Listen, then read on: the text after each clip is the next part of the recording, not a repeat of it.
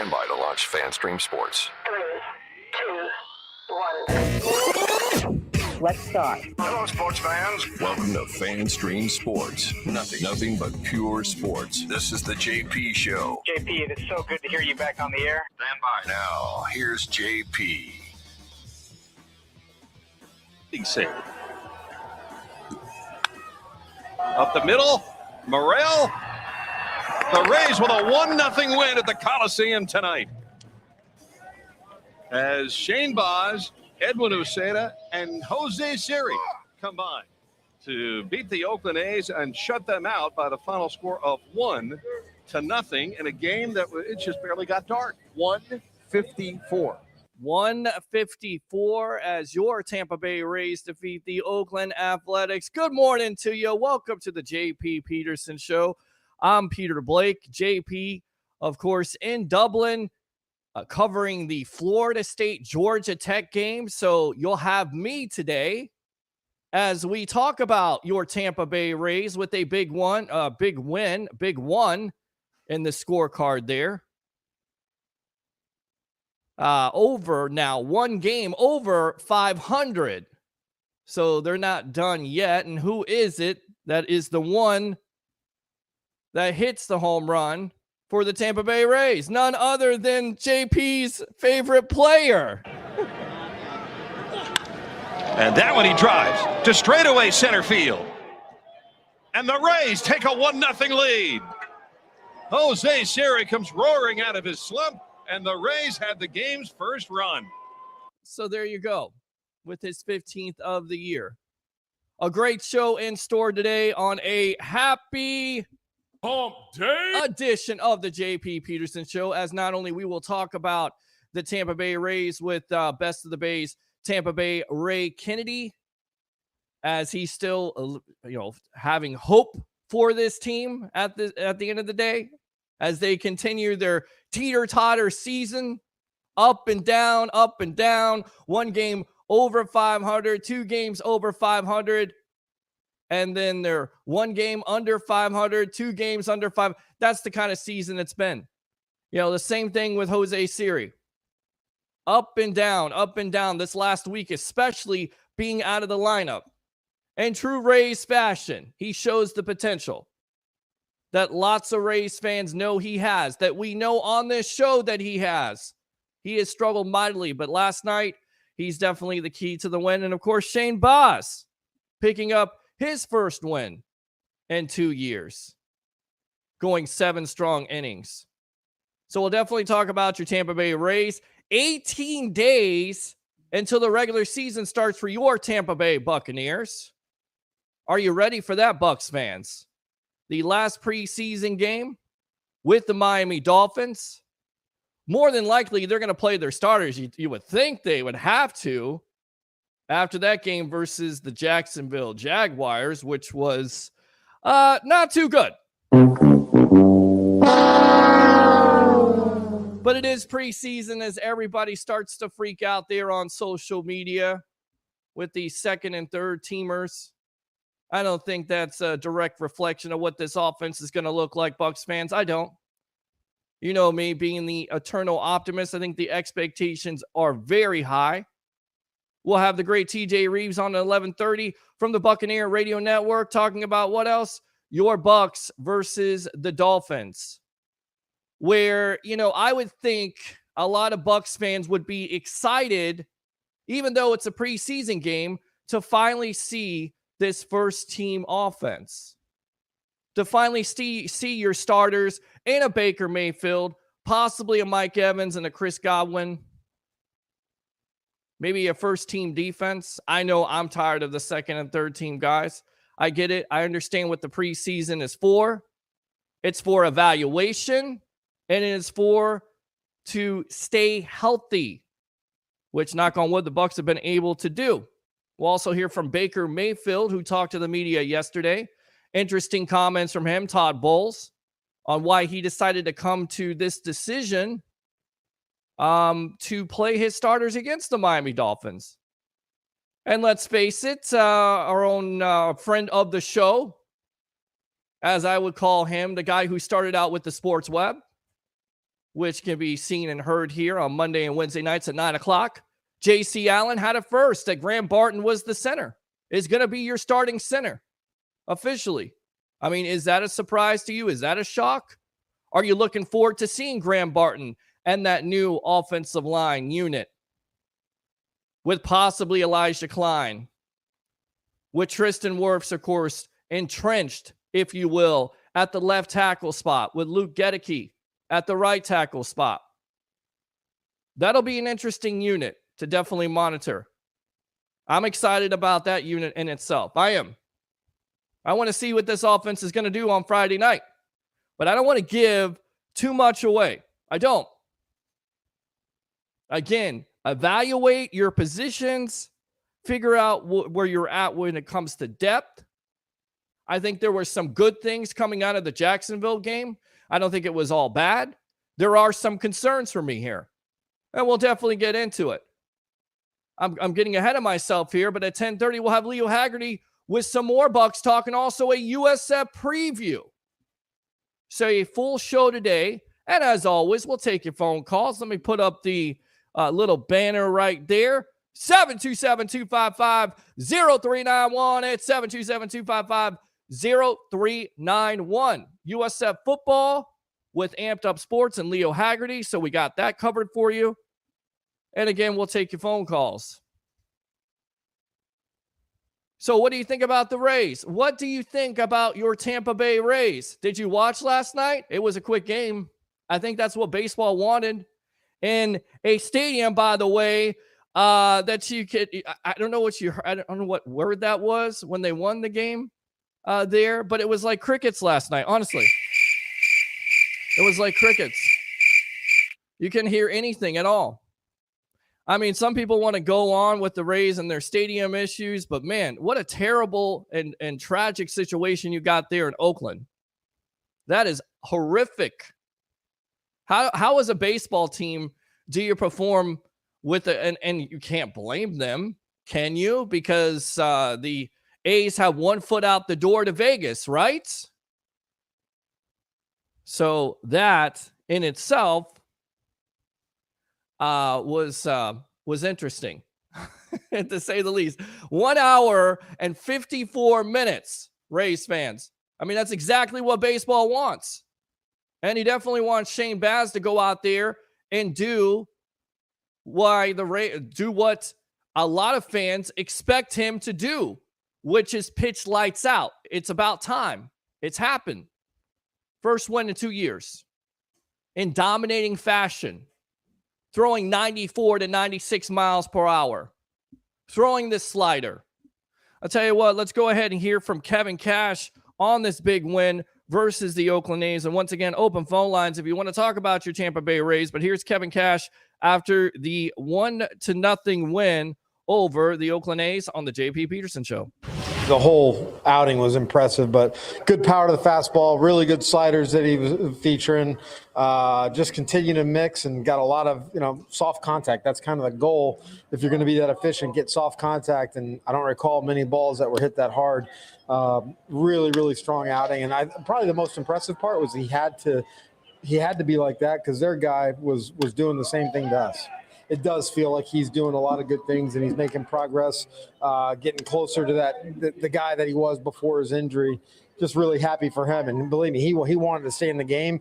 I know that he wanted, potential if he gets that third out right there, that potential of him going out. But happy that he was making us have those decisions because that means he was pitching so well. Yeah, he actually got a hold of two. It was kind of a weird night tonight. The ball wasn't really carrying, and I thought off the bat of the first one he might have got it. He made sure he got a little bit more behind it.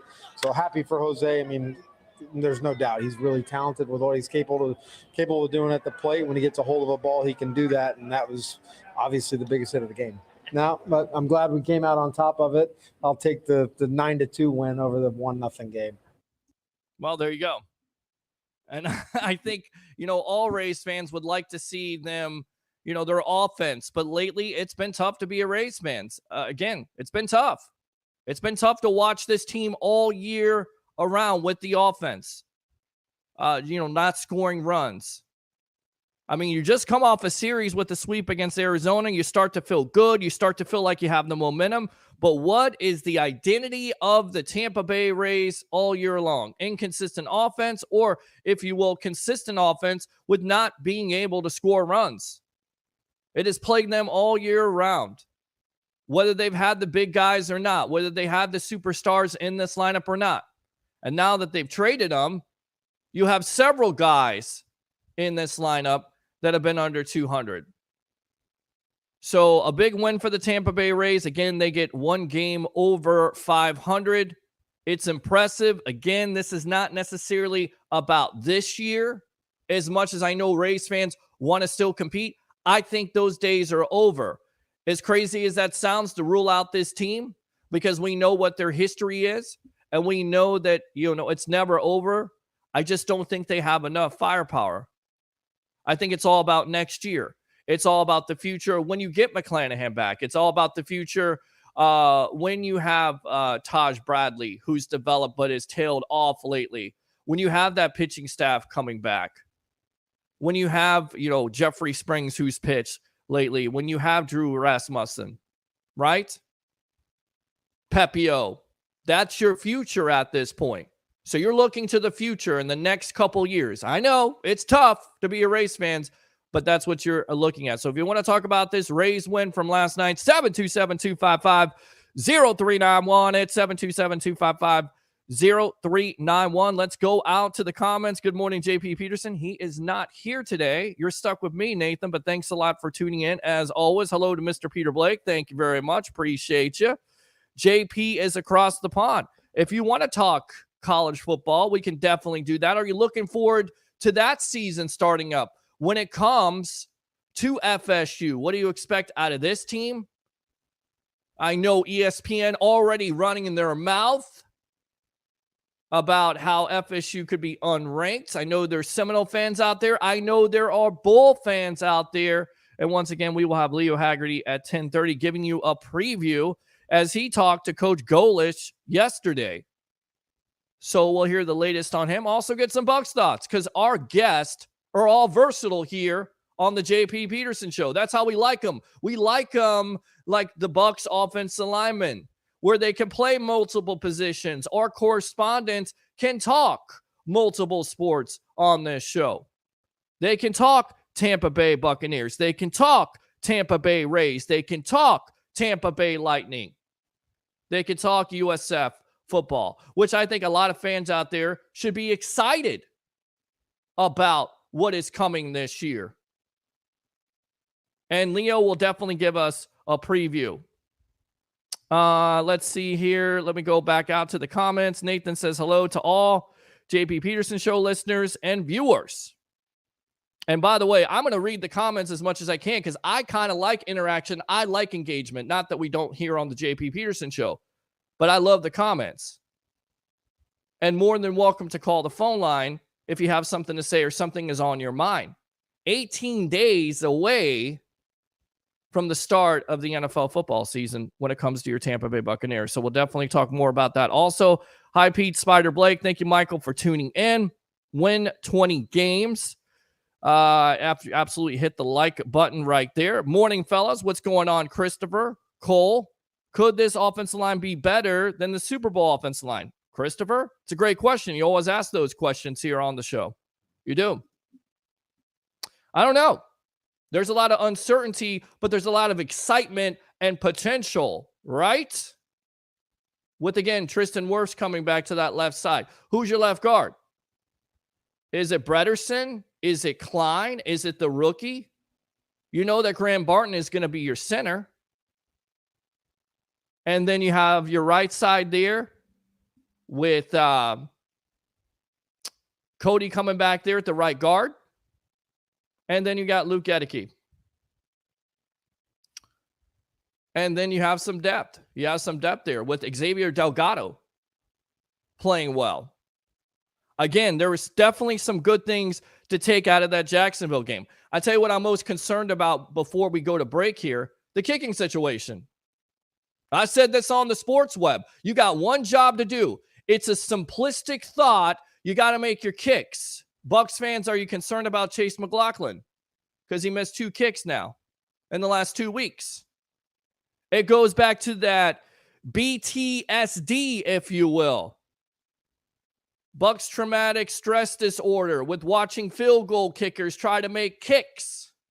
We've seen it happen.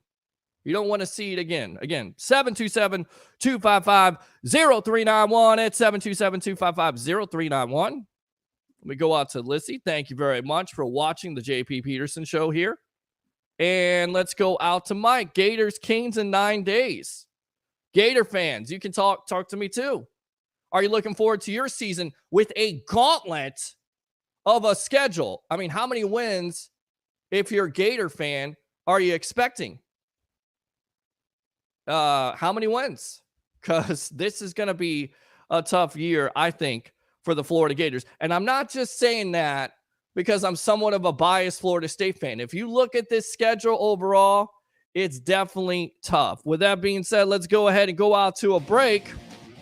But when we come back, I believe we're going to have Tampa Bay Ray Kennedy, best of the Bay in the building. And, of course, keep it locked here because we'll have Leo Haggerty giving us a preview of USF football here on the JP Peterson Show, brought to you by Bay Area Modern Medical. Guys, if that light comes on for you, go out and see Chris Lugo. He'll definitely get you taken care of. Check you out, answer all your questions. It's Bay Area Modern Medical here on the JP Peterson Show. Keep it locked.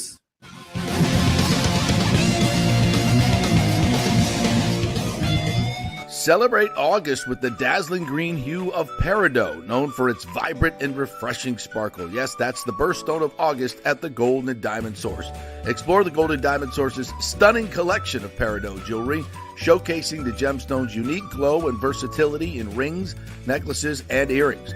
Peridot's distinctive color makes it a standout choice for any occasion, adding a touch of elegance and charm to your ensemble. Enjoy 15% off when you shop August Gems online only. Stop by the Gold and Diamond Source to experience the allure of August Gem and let their expert staff help you find the perfect peridot piece. It's the Gold and Diamond Source, 3800 Olmsted Road, always online at thegoldendiamondsource.com. Hey, it's football season, so we welcome back the FSU Football Report every Monday and Friday on the JP Peterson Show, sponsored by those huge FSU fans at Italiano Insurance. Folks, they've been 60 years, named the Small Business of the Year Chamber of Commerce, mostly because of their incredible customer service. So they'll save you money as well. Just do a quick insurance checkup, 813-877-7799. They just saved me $500 on homeowners insurance. Who's doing that? Yeah, they just shopped it around, found a better, cheaper company, and we got a cheaper price. And business insurance, make sure you're covered or you could lose your personal wealth.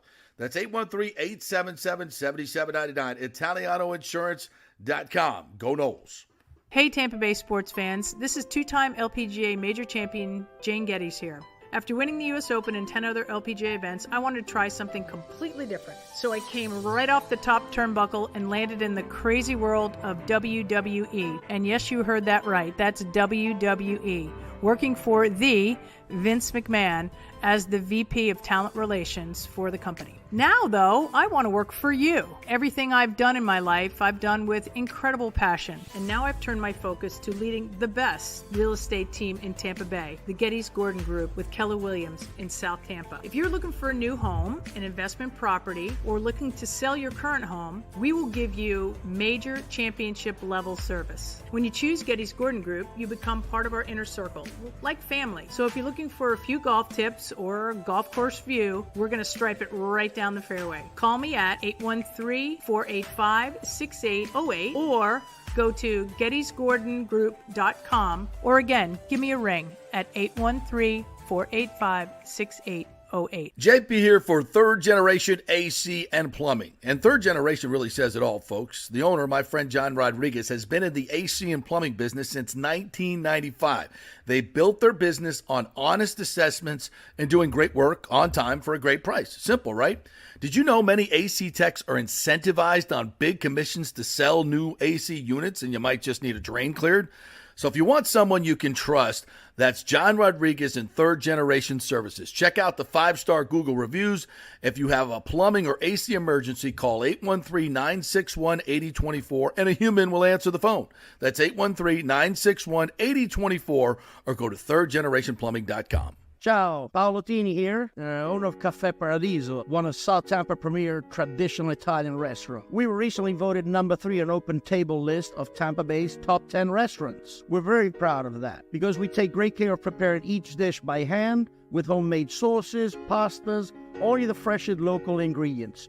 You won't see the big institutional vendor trucks pulling up to our back door. We get our seafood from local vendors. Sometimes I even drive out to Topper Springs and pick out our daily catch right off those boats. So stop by and say hello. Try our traditional lasagna, the fresh veal, some of our signature dishes like capelli al granchio, that is angel hair with lump crab meat, our branzino, that is a sea bass. We're located at 4205 South McDill, and you can make a reservation on Open Table and read all the great reviews. See you soon. Ciao. Grazie. Let's go. Right now, back to the show on FanStream Sports. All right, welcome back to the JP Peterson Show on a happy Day edition. I'm Peter Blake. Open phone lines. I got some questions for you out there, Rays fans and Bucks fans. What did you think about the win last night? Did you watch it? Because it was very quick. It's exactly what Major League Baseball wanted, 1 hour and 54 minutes. So hopefully you weren't up too late like I was. I had my coffee this morning. That's always a good thing. Pumped up for this show as always. Once again, JP there in Dublin getting ready for FSU versus Georgia Tech. So my questions today, what do you think about that Rays win? Are you, I think there's a lot of Rays fans out there ready to give up on Jose Siri. Are you one of those after the home run last night? What do you think about that situation as Kevin Cash was benching him? Now he comes to the clutch. Maybe he is snapping out of that slump because he has been absolutely dreadful. And the thing that's also been dreadful about him is not only the strikeouts, it's been lack of effort, right? It's been pointed out by lots of Rays fans, and now it got pointed out by Kevin Cash. But he is the hero last night, in case you missed it, with the home run there, his 15th. For the only run of the game for the Rays. So what do you think about Siri? What do you think about the Rays? And then let me throw this out there. What do you plan to see on Friday night with Bucks versus Dolphins? I want to hear from you, Bucks fans. 727-255-0391. It's 727-255-0391. Once again, we got Leo Haggerty coming up here with some Bucks talk and, of course, USF. Do you have some concerns after that loss versus the Jacksonville Jaguars on Saturday night, 20-7? My concern is the kicking. Hopefully Bucks fans don't suffer that BTSD. And if you're a Bucks fan, you know what I'm talking about. Where it has been a failure, if you will, for the majority of the last 10 to 15 years for field goal kickers making kicks consistently. With Chase McLaughlin missing his last 2. Is that going to happen again? Are you concerned about that? Are you concerned about, and I'm doing a live show right now. Can't take that family call. Love you, family, but I'm on the JP Peterson Show here live. I want to get some Bucks fans on here. With that being said, are you concerned about the kicking game as we spoke about? Are you concerned about the depth in that back end? When it comes to coverage breakdowns, which we saw that. Again, to preface this, there was only one guy on that starting defensive unit in KJ Britt who started. Again, a good thing was Jose Ramirez with the 3 sacks. That may be your guy right there that steals some reps from JTS.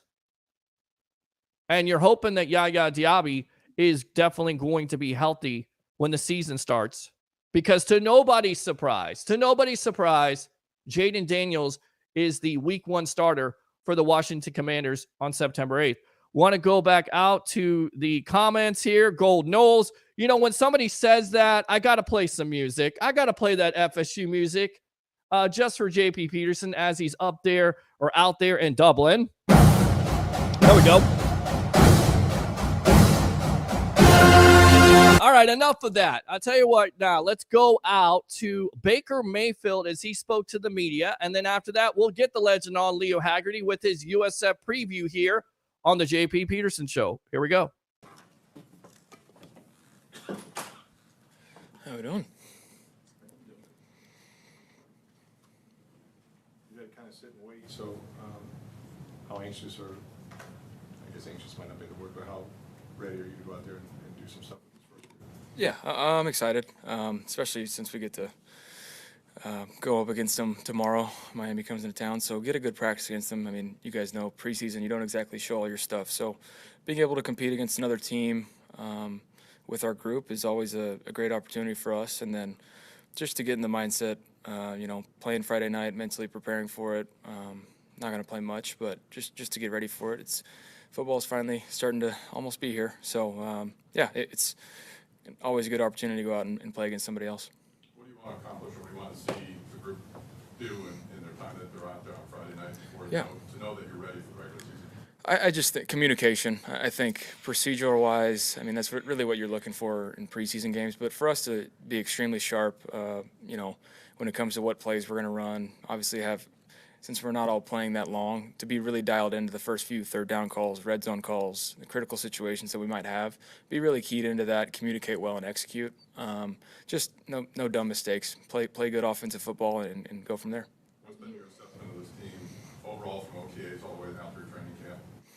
I think we've come a long way. Obviously, we were very excited from the very beginning of the pieces we've had, but I think it's starting to come together scheme-wise and players-wise, understanding what we're trying to get done. So I'm excited about where we're at, but we still haven't played a real game yet. So we'll see once we, get out there against Washington. But right now, it's continue to improve and get ready for week one.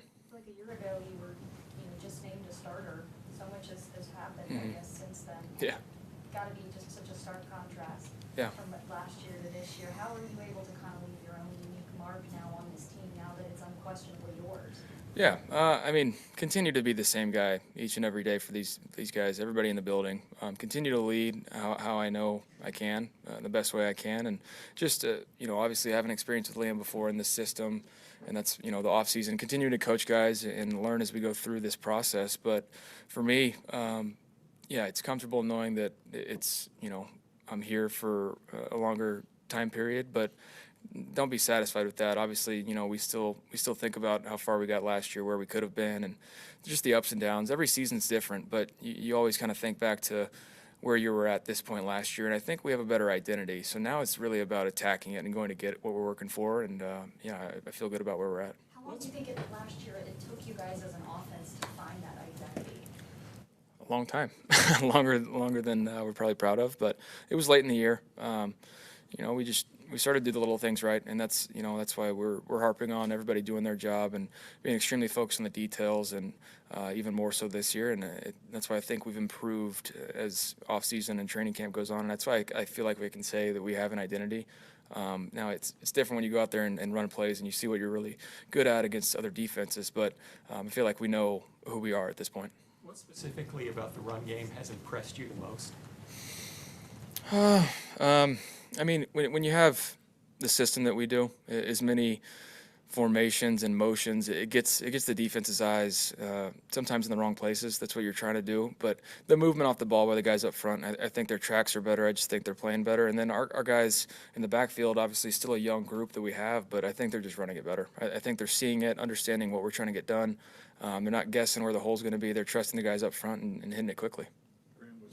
Martin was named the starting center by Todd today. I don't think it's a surprise necessarily, but just for a rookie, what have you been impressed by so far that you've done in a short time? Yeah, center is one of the hardest positions to play in sports, and for a rookie to be able to come in, and he's still learning, but for him to be able to come in and communicate well and to learn as quickly as he has, I think has been the most impressive thing, especially since he hadn't played center in quite a few years.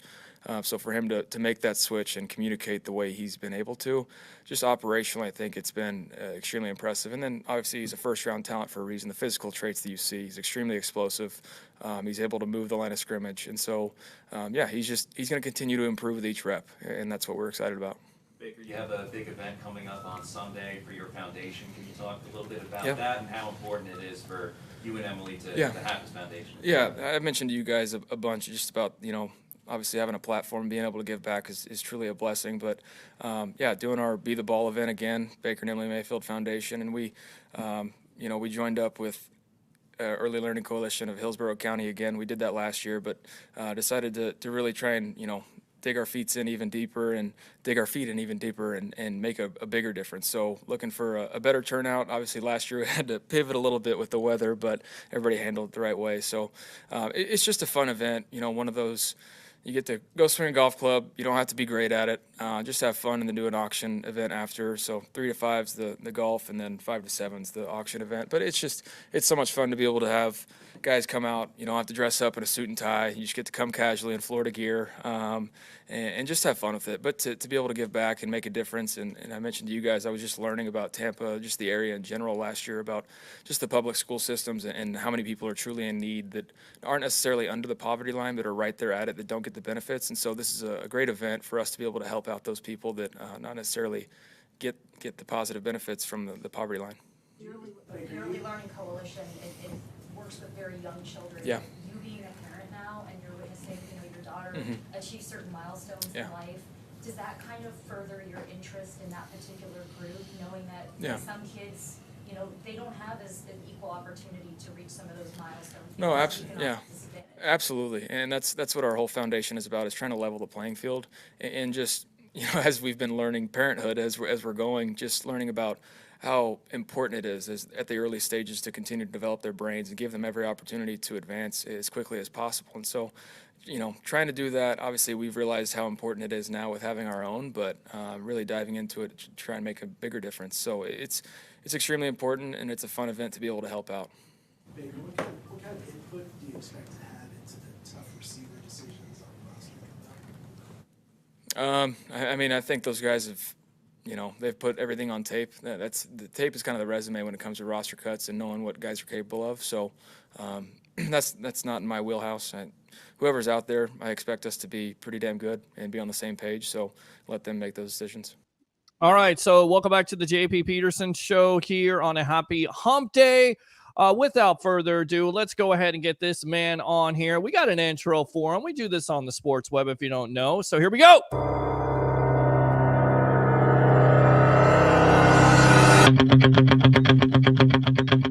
Former Coach Scout and now media member of Night Sports Productions and Amped Up Sports, will be covering USF Bulls football this season and be on the JP Peterson Show along with the Sports Web. Mr. Leo Haggerty, welcome to the JP Peterson Show here on a happy hump day edition. I want to start off with the Tampa Bay Buccaneers, Baker Mayfield. They are talking about the NFC South, the receiver situation, and go back to that game because as we talk about here, our guests are all versatile. They can talk Bucs. They can also talk USF. So we'll get into USF in just a moment. But what concerns do you have, if any, with this Tampa Bay Buccaneer team from Saturday night? Peter, I have no concerns, but I have the same concerns that every 32 of the head coaches have in the National Football League.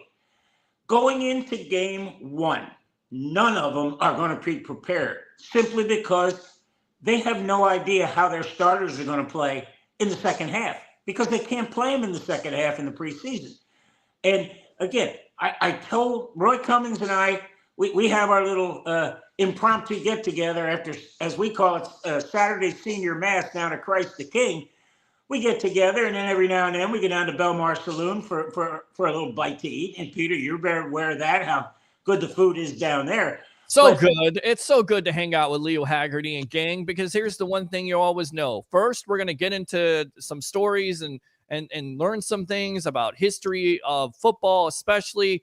And Leo, he knows his guys. He knows guys that have been around the league, that have been a part of the league from the past to the present, even the future, if you will, with covering USF. And then on top of that, you're always going to eat. So if you go away hungry, that is your own fault. Your own fault. Leo always hooks it up, my friend. Yes. But you know what, Peter? I told this to Roy, and I'm going to tell this on your show for the first time. I will bet you dinner at Belmont There's not one team that's 4-0 after September. Can you win the Super Bowl in September? No. Can you lose it? Yes.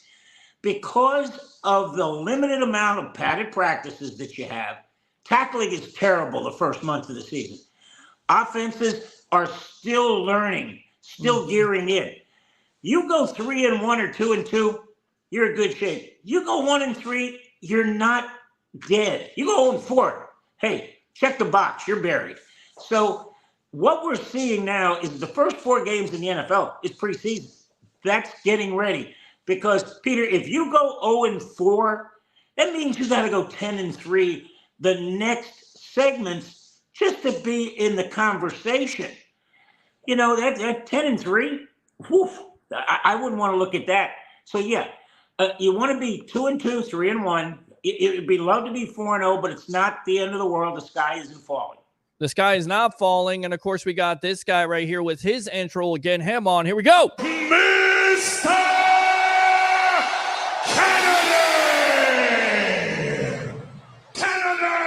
All right, there we go. Let's go out to Mr. Tampa Bay Ray Kennedy, best of the Bay. Welcome to the JP Peterson Show as we got the legend himself, Mr. Leo Haggerty, talking about the Tampa Bay Buccaneers and USF. Welcome, brother. Good morning. Happy hump day. Morning, fellas. Happy Wednesday. How are you guys doing today? Look Hey, at guys, we got 3 of the 4 horsemen on. All we need is Harry the Greek, and it would, hey, kick the field goal. It's good. That's it, because we are definitely collective unit, not only the sports web, but Amped Up Sports, because we will be covering USF football this fall. So we're excited about that. A made man himself, Mr. Tampa Bay Ray, and of course, Harry the Greek, who you've seen on this show. With that being said, is it a mistake going with the Bucs here in Todd Bowles? Should he have played the first teamers in these first 2 preseason games, or do you like this strategy, Leo, with him playing most of his starters against the Dolphins in the 3rd and final preseason game at Raymond James?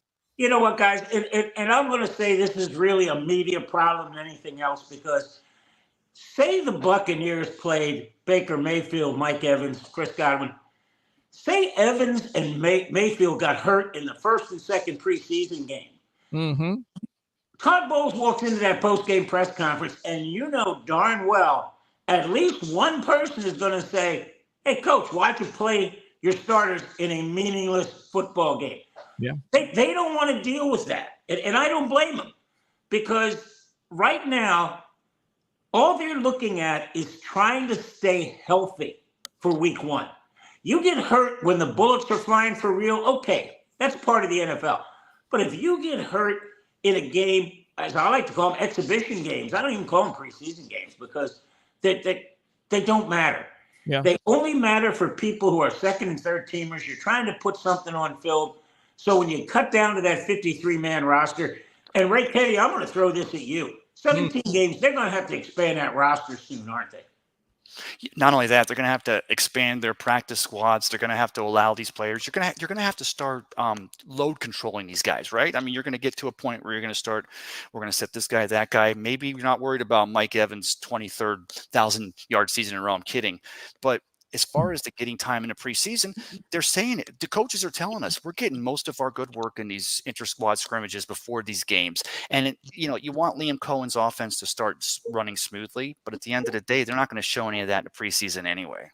Well, yeah, they showed a little bit of a preview against the Cincinnati Bengals. So with that being said, my biggest concern taking out of that loss from the Jaguar game was BTSD. And what I mean by that is every Bucs fan's nightmare with the kicking situation. Should there be concern here with Chase McLaughlin missing 2 straight kicks here the last 2 weeks? Hey, Peter, there'd be a lot of concern if this was week 1 and week 2. But again, it's happening during the exhibition season. Okay.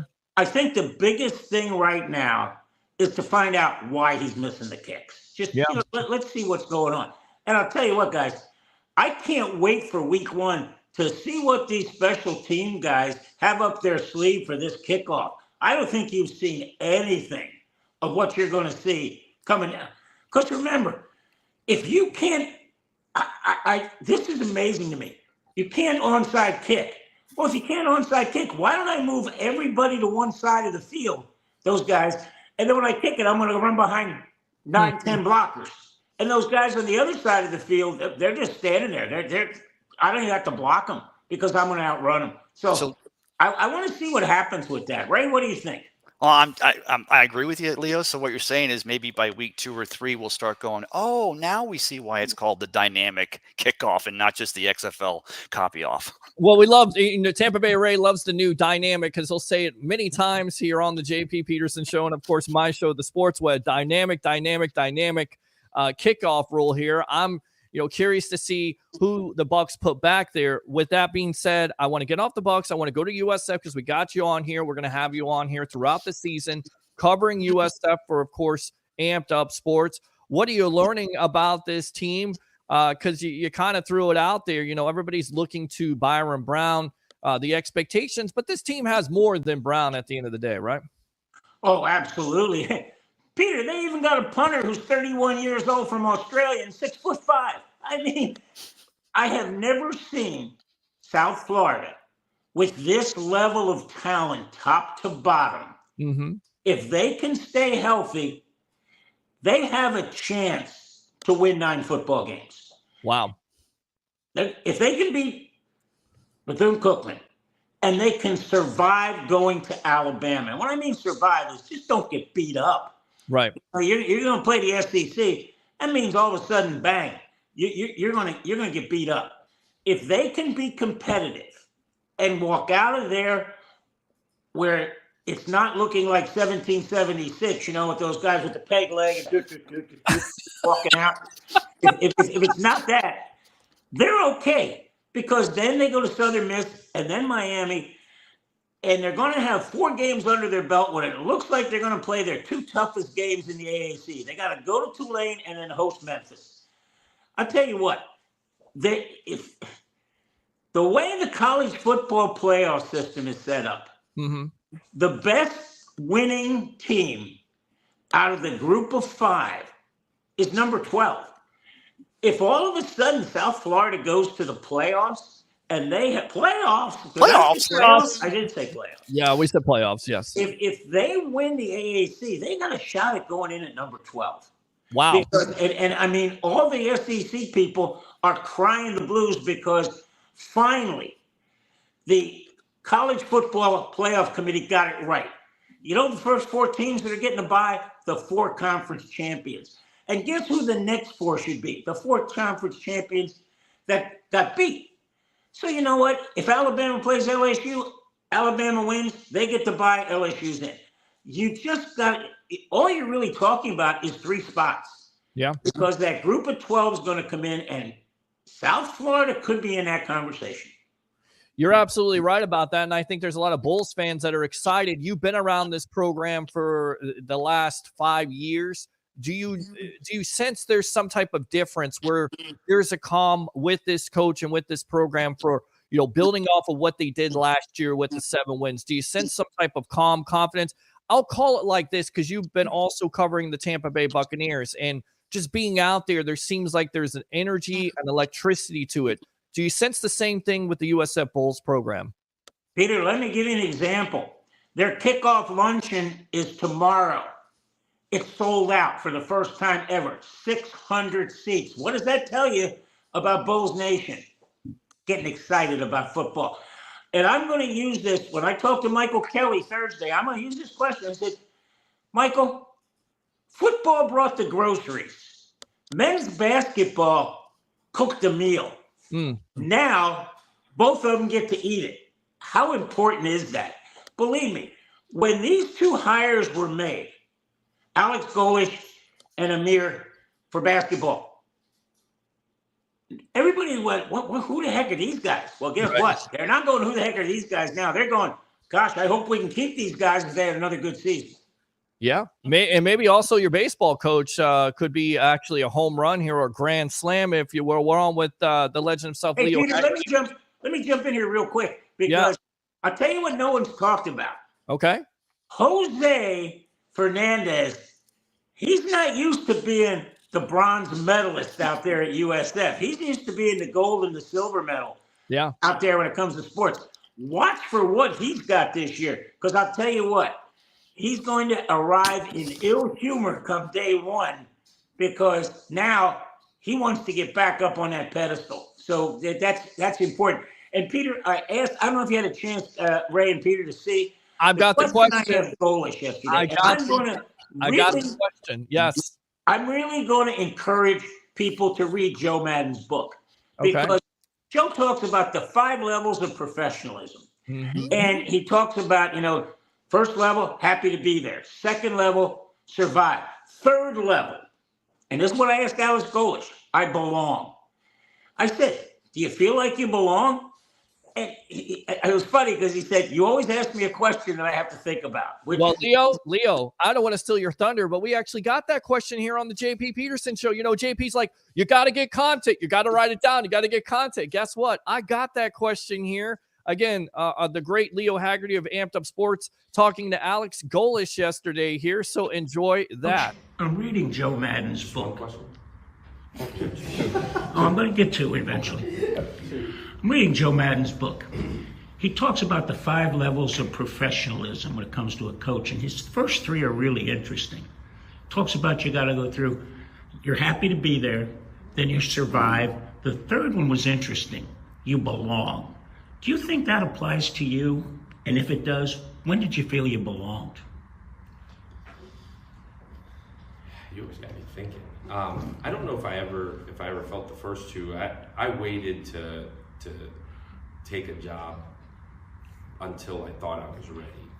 I think I've been really open about. I never thought about being a head coach. I think probably because I was just so busy doing whatever job I was doing at the time. I thought when I felt like I was ready is when I took the job. I felt like I belonged right away. I think you need, just like anybody else, you need validation from proof of concept. And I'm not saying I didn't screw a bunch of stuff up. I did, but I felt like I belonged from the minute that I stepped in here. You have to, because if you show any sign of weakness or you have weakness, you're going to get exposed in this deal. It just happens too fast. So I don't know that I ever felt the first 2. Coach, my second one. You got 2 pens on that whistle. Is there a reason for it? Is it like one good thing and one bad thing? Yeah, no. The red is we need to change immediately. The black is just notes for later in the day. Thank you, Coach. All right, so there you go right there. Leo Haggerty with a great question, giving you something to think about, or asking Coach Golish, and him saying in so many words, which, this is what legends do. You always give me something to think about there. So what are your sense of Alex Golish? Because I know when he was coming in, a lot of people say, well, he's not the big name. And then what he did last year, do you sense a difference in him? Because we talked about the program. Do you sense a difference, a more confident coach there? Not that he was last year, not that he wasn't last year, but it's totally different in this situation, because last year you're trying to get accommodated to the situation. You're trying to move your family, and it's life changing. And now, like Baker Mayfield, you can kind of sit back and just kind of be calm, be confident, and again, build off of what happened last year. Your sense of Alex Golish, Leo? Peter, as Ray Kennedy would say, there's a plethora of reasons why he's a lot better this year. Okay. I'm going to take 2 words he used: wider eyes. Okay. And he elaborated on that when he said, last year, I'm making sure people are lined up, they're here, they're there. Now I can look at practice with a wider vision. I can see what's happening. I can start to make relationships with the 120 people they have at a practice. Think about this, Peter. They got 120 guys out there. And it is an army of bulls. And guys, I hate to get off here, but it looks like they're going to bring the USF practice up a little bit early. I want to get out there because today I get a chance to talk to both coordinators, Coach Gordon and Coach Orlando. And I'll tell you what, they're fun to talk to. Hey, it's great being on with you guys. Peter, talk to you tonight. All right, absolutely, my friend Leo Haggerty out there, busy, out and about here on the JP Peterson Show, giving us the latest on USF. Great questions there, and just continue to tune in because we got you covered here in care of Amped Up Sports with Leo Haggerty and that coverage. But, going back to it, I think the biggest question mark, and I think you would tend to agree because we watched this team ad nauseum last year in the press box, being out there a little bit. You were out there. Now you're going to be out there in a full-time basis with Amped Up Sports. So we will definitely get you on more here on the JP Peterson Show. I can promise you that, my friend. But the biggest question mark has to be that defensive unit. Do you think that defensive unit, in your opinion, can turn this around? But because, by all indications, it certainly seems like not only that offense is going to be better, but the defense may also be better. We saw it last year. I mean, there was some young guys stepping up, and all of a sudden you're like, wait, Galesh came in here from Tennessee as this offensive guru, and why is this defense looking great if this team could put it together? They had the number one recruiting class in the entire AAC. And Peter, you remember last year, we're going into that post-game press conference about midseason or toward the end, and all of a sudden the thing was, hey, Byron Brown, he changed his like status to North Carolina. He's a North Carolina kid, and you're thinking about the portal. That's not happening with this USF Bulls team. We've got players coming to this team because they want to be a part of this Bulls organization or this team. But the defense, you just need a defense that can step up like they did last season, because the offense is going to take care of itself. And at the end of the day, if you guys want to know anything about Alex Galesh, sit down, get your tickets for any of the home games this year. Sit down low and on the Bulls side. That guy starts working the officials pregame, and he doesn't stop until the game is over. You really, and then again, the excitement for me is Brown at quarterback. I just think the sky is the limit. He's only going to get better, and I think he has to learn to throw from the pocket. And I talked to Brown last year about this, and he even said that coaching. He was trying to be coached up to not use his athleticism. But what Leo said is he's put on lots of weight. It looks like a tank. He already was big last year. He's even bigger this year, 225. And I kind of see a comparison with him and Cam Newton. He's got that ability. He's a big guy. He needs to know how to throw from the pocket consistently. And that's when Cam Newton becomes great. When you have that accuracy, any quarterback becomes great when they can throw the ball from the pocket consistently. And we know that, Brown somewhat struggled in that Alabama game, because if you can make some throws down the field, you can complete those passes and not make those ill-advised throws in those decision-making situations where you turn over the ball, you certainly had a chance to beat Alabama. Now, I don't know about this year, but I think this team mentally and physically will be prepared for that team. And listen, you don't know what to expect out of Alabama because they have a new coach. There's no more Nick Saban there. There's Kalen. I'm trying to think of his name from Washington. It's easy for you to say. Yes, yeah. I was thinking the same thing. And going back to Byron Brown, it's you want this kid to get better in the pocket, and we did see that last season, and we saw the reads that guy was making. He's not always going to the first or second read, but it's funny because you're telling him how you want him to get stronger in the pocket. Why Jaden Daniels is winning the Heisman, and as Richardson's the Colts quarterback, and you got Milton now possibly maybe getting a chance in there in New England. So you got all these quarterbacks that have that ability to rush in their arsenal. But at the end of the day, I think that Bulls fans, I think that's going to behoove them. That's still not a Leo word, to use those legs when necessary. Or Coach Galesh, he'll use anything in a toolbox to get it done. Yeah, and you got Kalen DeBoe there from Washington. I believe that's how you pronounce his name. I'm producing on the air here as I got a text from JP Peterson. Of course, we're on the JP Peterson Show. I'm Peter Blake, along with Best of the Bay, Mr. Tampa Bay, Ray Kennedy, as we're filling in for JP as he is in Dublin, getting ready for. He's maybe coming on here, but he's getting ready for FSU football. There you go. I got to continue to play that over. That's right, Mr. Gator fan. Tampa Bay Ray Kennedy. I kept it. Yes, you did. You did very good there. Let's go out to Nathan here. Not concerned with the kicking game yet. Preseason is practice season. I will be concerned when missing kicks causing the Bucs to lose games that matter. We're going to take a break here in just a little bit and also get an ID from, of course, 102.5 HD1, The Strike. Get that ID played. But with that being said, how concerned are you with this kicking situation? Because I know you're all about the kicker, but you also may have some BTSD, as I like to refer to, Bucs traumatic stress disorder, when it comes to field goal kicking. Because, we all know about the last 5 to 10 years, that has been difficult to watch. So how concerned are you, Tampa Bay Ray, about the kicking situation in Chase McLaughlin? I do beg for the leg, but let me tell you something.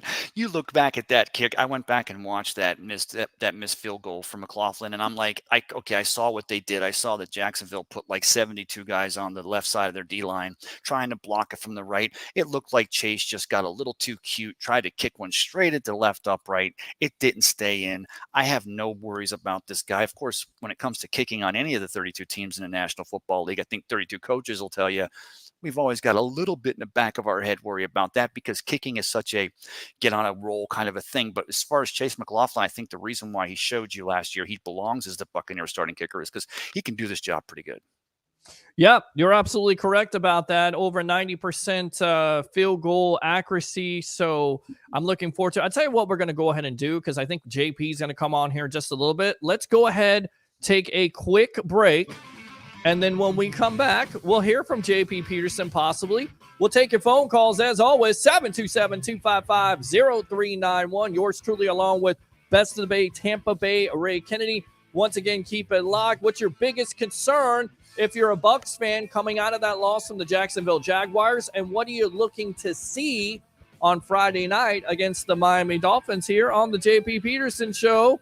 As always, keep it locked.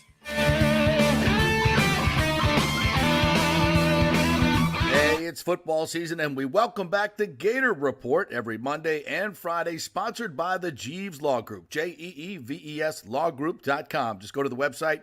You can contact them through there. Scott Jeeves is a tremendous, aggressive attorney and a big Gator fan, so we appreciate him supporting this show and, of course, your Florida Gators. They are local, they are trusted, and they get results, whether it's personal injury or anything else, any law matter at all. It's the Jeeves Law Group, Jeeves lawgroup.com. Give them a call. Tell them JP sent you.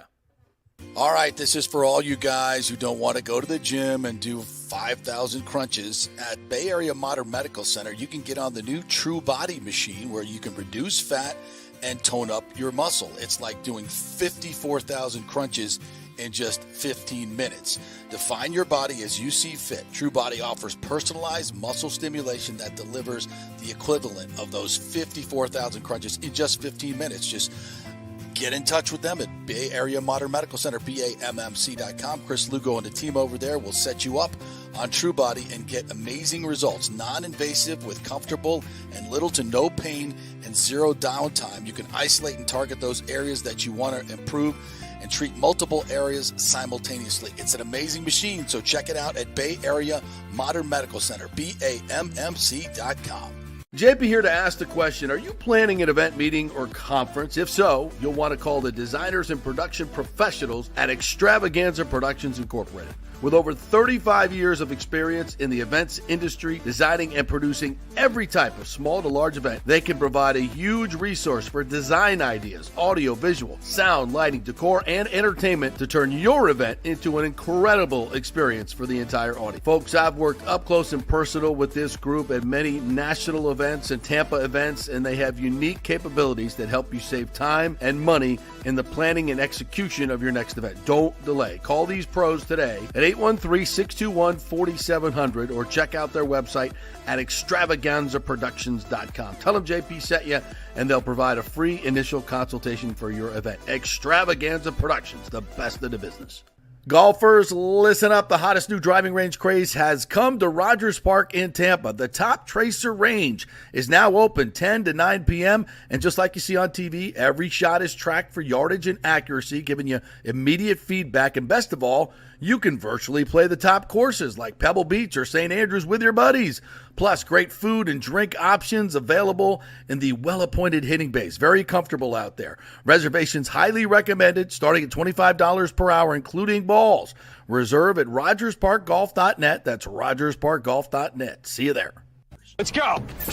Right now, back to the show on FanStream Sports. This is The Strike. 102.5 WHPT, HD2 Sarasota, Tampa, St. Pete. All right, welcome back to the JP Peterson Show. I'm Peter Blake along with Tampa Bay Ray Kennedy on a happy edition. Open phone lines as we want to talk to you about your Tampa Bay Rays. Big win last night, 1-0, 1 hour and 54 minutes. A quick one, like Major League Baseball likes. Jose Siri with the honors there, going ahead there, go-ahead home run, his 15th of the year. Shane Baz, impressive, and 7 innings there, over 7 innings.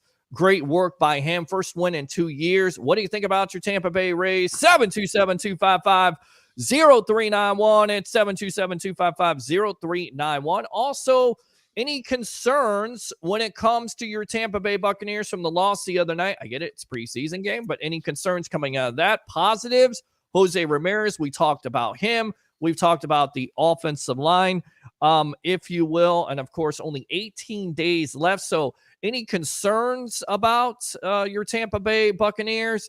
And what are you most looking forward to on Friday night versus the Miami Dolphins? Anything else that is on your mind? We got some updates here because the Bucs, of course, have a joint practice, and we're in for J.P. Peterson, who's over there in Dublin, could be joining us here in just a little bit, giving us maybe some sights and sounds of what's going on there. Big game on Saturday, believe at noon, with Florida State versus Georgia Tech. So college football fans, are you ready for that? We talked USF, Tampa Bay, Ray Kennedy, but to give you some updates here from Pewter Report, you're exactly right here as Christopher Cole has us locked in. Bucs running game looked good against Miami this morning as they are having joint practices. And then Zion with an interception over against Tua. Cameron Johnson also is getting separation, according to Pewter Report. And Jalen McMillan beating cornerback Isaiah Johnson deep on a play. Water is wet, and McMillan continues to be refreshing, if you will, throughout this training camp and through game situations. Give me your thoughts on the young rookie here. And then again, the joint practices, Tampa Bay, Ray Kennedy, with the Miami Dolphins. Did you say Zion had an interception against Hawk Tua? No, I did not say that. Don't go there with that. Well, shout out to, she's going to be down here in St. Petersburg. They put it all over the web. So if you want to see someone who, had a line, go ahead. But, as far as the Buccaneers, for no reason. I had to mention, hey, if you say there with that, you're not going there, Tampa Bay, Ray. We're not if going if I say it a second time, our numbers go up. No, we're not going to say that again. We're not going to go there with that. This is a JP show. Brother, come on, JP. He's going to, I want to see JP river dance while he's over there in Ireland. If JP river dances, then I will go jump in the bay and I'll put it online. So JP, give us a little Irish river dance. Just, you don't have to clap the feet, but I want to see the hands behind the back, and I want to see, and I'm sure by the time tomorrow or tonight's party they're having there for the sponsors party there before Georgia Tech, Florida State on Saturday, I'm sure JP might be in a mood to do that. And I believe also he was putting it out there. He's going to be with William Floyd. There's a William Floyd thing going on there. So that should be interesting. Former Florida State fullback and NFLer for the Carolina Panthers and also the San Francisco 49ers. Lakewood High. Yes. Lakewood High. Lakewood we were out there Carter. just a couple of months ago, weren't we? Man. Yes, sir. How time flies. And again, 18 days away from the start of the NFL football season. Really quick, because I know you're a historian. I look at you as a historian, Tampa Bay, Ray Kennedy, best of the Bay.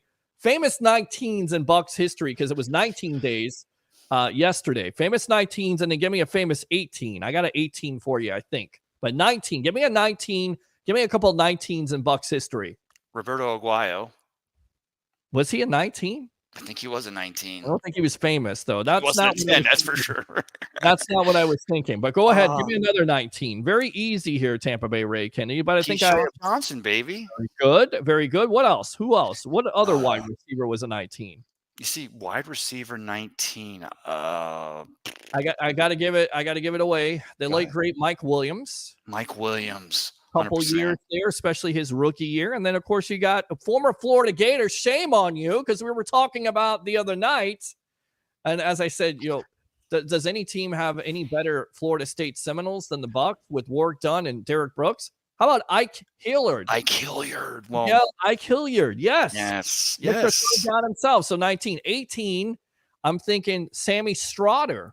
That's the one I came up with. I don't. Do you have another 18 in your mind there? Oh 18. gosh. I want to say not Scott Milanovic, he was number 13. Yeah, I don't think he was 18, buddy. I don't have another 18 off Yeah, top of my I head. think he was Yeah, I stumped you again. All right. That's not hard. Well, that's what we do here. Again, we're expecting TJ Reeves of the Buccaneer Radio Network at 11:30. Of course, talking Bucs here, whatever else, maybe around the NFL. Some of these quarterbacks, a quarterback getting hurt, McCarthy going out for the season there. Caleb Williams looking somewhat impressive. Slow start there. I don't know what the heck that was in Pittsburgh the other night with Russell Wilson and Justin Fields. In fact, I think eventually you're going to go with Justin Fields. I can't believe it, but it looks like Russell Wilson is just a mortal quarterback at this point. Looks like just a shell of himself.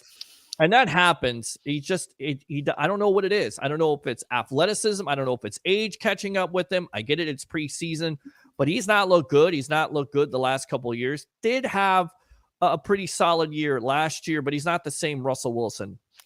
Yeah, it seems like every year Mike Tomlin purposely goes out and just gets the worst quarterback or worst offensive solutions he can just to pump that defense up to get back above 500 for the 72nd year in a row. So, to Trubisky, or we're going to do, this guy, he's got the small hands coming from Pitt. He's a hometown kid, and now it's crazy, but I think that you'd behoove him.